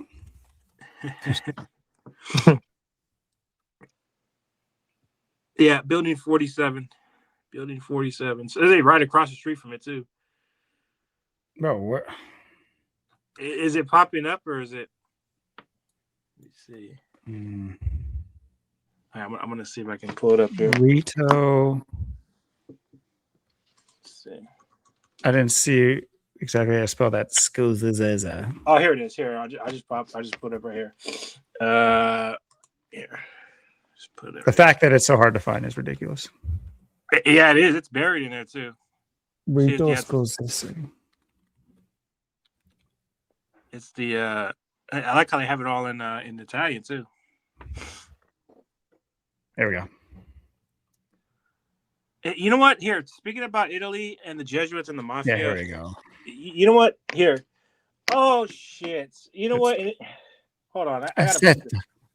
Hold on. I gotta point it. Man, I gotta point this out. That's what it is. Taking advantage of the knowledge, just learning this shit and learn here. Supposedly, it began in 1754. Let's see. Yeah, subsequent stages of the historical evolution of the rite are the first chapter in Claremont, where the Jesuits are, of 1754. Interesting. Look, come on, man. 54 and 17. Yep. Right. Both big numbers. In Italy, on May 19, 1925, the Chamber approved the law of associations, which would soon inhabit the activity of Masonic lodges on the Italian territory. May 19th, the 139th day of the year. Freemasonry equals 139. Following the November 22nd, that's the JFK, JFK anniversary. And that shooting you called out too. That's kind of crazy. Yeah, on the anniversary, yeah. 59-year anniversary. Pope Francis 59. Like JFK. Yeah, that's what it is right there. It's building 47. Building 40. But yeah, just think about it. It's literally right across the street from the Church of the Jesus. Building 54. But yeah, let me see. It had a lot to do with 9/11 too. Let me see. Because yeah, that title, the title of that Scottish Rite, that building just in Italian, it equals 119, like September 11th. There was something with that too. The Art of the War also equals 54. Let me see. Oh yeah. The construction, that's what it was. The construction, the guy who built he built the mother church here. I cannot pronounce this guy's name, so I'm just gonna show it. But gotcha. Look at that. He died on July 7th. Giacomo Barozzi da Vignola. Yeah.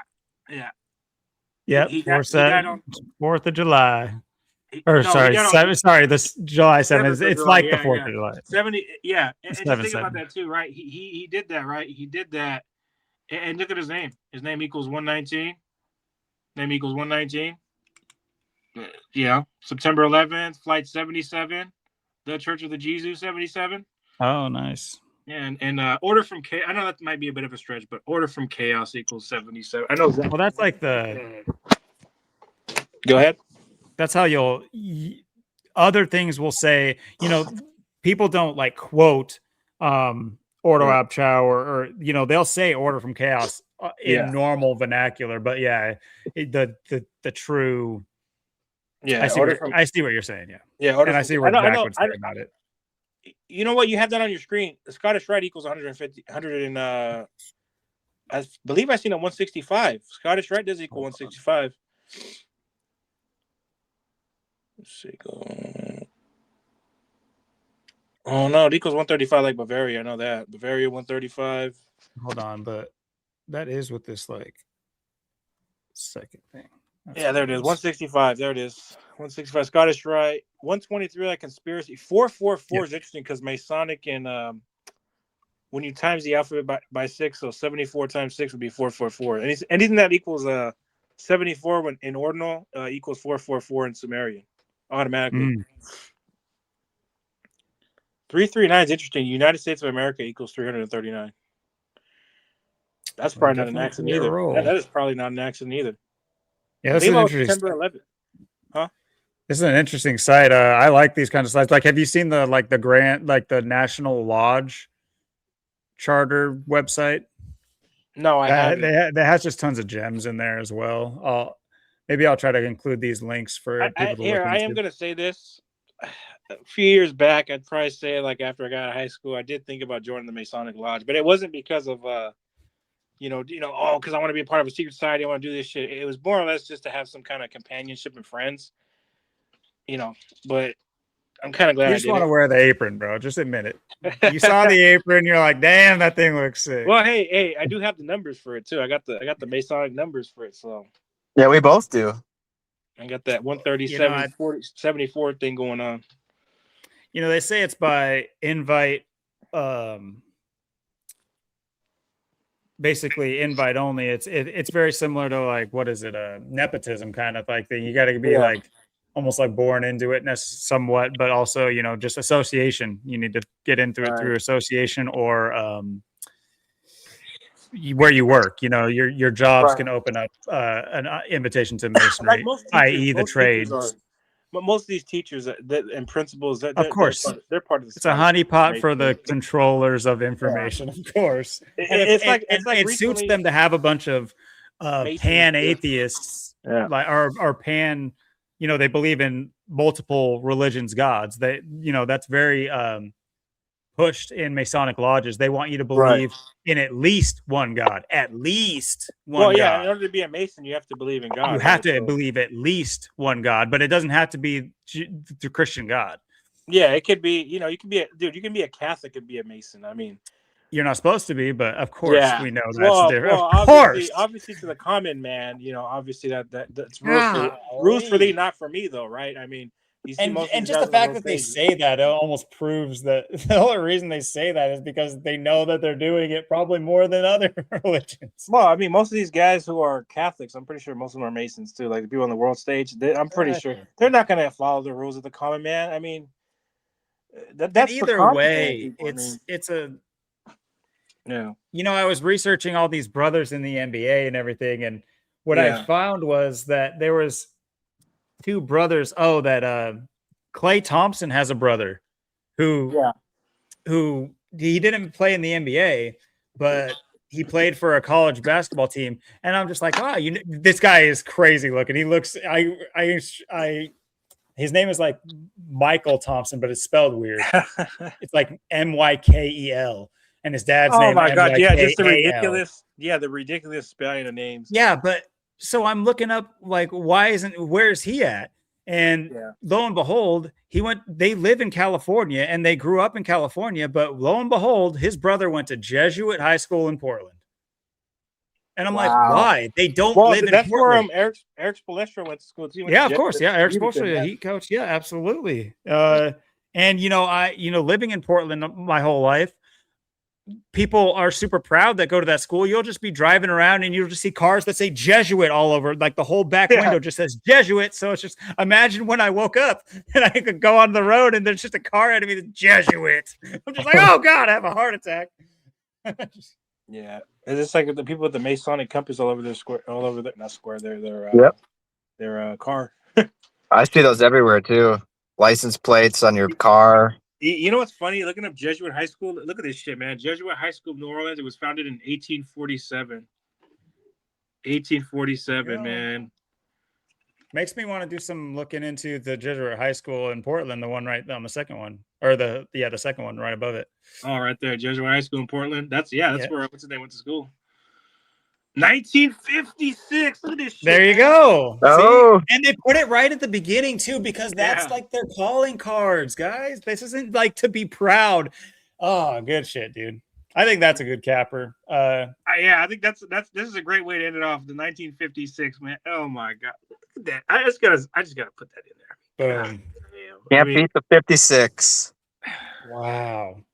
The Jesuits don't do gematria though, guys. They don't do gematria. No. 56 doesn't mean anything. You're just a schizo, just making arbitrary. You're just stretching right now. You're reaching for numbers and stretching for numbers. For connection, yeah. We're just making anything equal anything. You got 400 ciphers. You can make anything equal anything. We got to end it with the 56.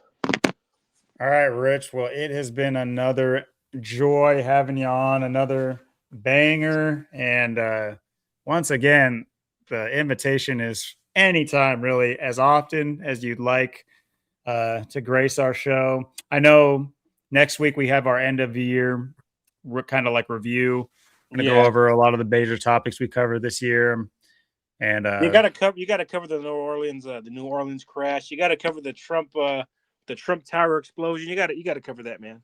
You know what's fun is, like, I think it could be easy enough as just going through our thumbnails. Thumbnails are pretty funny. Dude, I'm gonna predict something before the year even starts. Watch out for all the one-on-one shit next year. It's gonna be 26. So 101's a 26 prime. Watch out for that shit next year. I guarantee it's gonna be some one-on-one shit. And don't be surprised if Philadelphia gets the brunt of it, because Philadelphia does equal 101. I guarantee. I'm not gonna say guarantee, but I think that there's probably going to be some major false flag to start the New Year's. I mean, just like they did last year. That's what they did this year, too. They did the same shit, New Orleans. What else? New Orleans, it was Trump Tower, and it was a club shooting in Queens where Trump's from. Yeah, there was that, like, open shooting, too, with the highway shooting as well. Yeah, there was. Those were all pretty bunched together. Yeah, so... All right, guys. Hey, thank you guys. Appreciate it. Another great episode, but hey, appreciate it. Thank you guys for having me on. Appreciate it, man. Absolutely, man. Yep. Appreciate all the info and the good conversation, brother. All right, yep, always appreciate you, King. All right, thank you, man. Appreciate it. Take care, guys. Yep, take care. Let me get you back on that. I don't know why you fell out when I did that. There we go. I guess it just defaults to 1. Well, guys, that was another fantastic episode with King Richard. Hope you guys enjoyed it. You guys, viewership tends to do well when he's on there, so hopefully that means you guys like the episodes. And but yeah, if you guys haven't already, please do go check him out. As I said on the intro, he's been putting out a ton of great stuff with, we got lost in conversation. We had a lot of great topics covered tonight, but this is what happens when you get together and with the homies, and you get together with like-minded people, and you're able to discuss topics openly, like at risk of criticism too. It's like I say things and King Richard says things. We don't know how we're going to react. We're not just yes men. If Austin says something outlandish to me, I'll tell him it's outlandish to me. It's like, and why I'm saying that is because I encourage you guys to do this. Find a network. We have a network here. Just saying. I'm just saying there just happens to be one. You're already listening, and I'm telling you, so you can't say you didn't hear it. But yeah, I mean, whether or not it's us or not, got to get out there. We got to do what we can while we can. And I mean, it's got to be one of the easiest ways to do it. Is just, coming on and having great conversations, whether or not you agree or not. That's not the point. It's about putting yourself out there and having, putting yourself out there mainly. But we had a great episode, covered a lot of stuff. If there's stuff that we missed, let us know. If there's stuff you want us to cover next week, if there's reminders for next week for what we should, touch on for our year in review. If there was what was most memorable to you this year, let us know in the comments. Hopefully we'll touch on it next week. But yeah, I'll let Austin close us out, and then we'll say sayonara.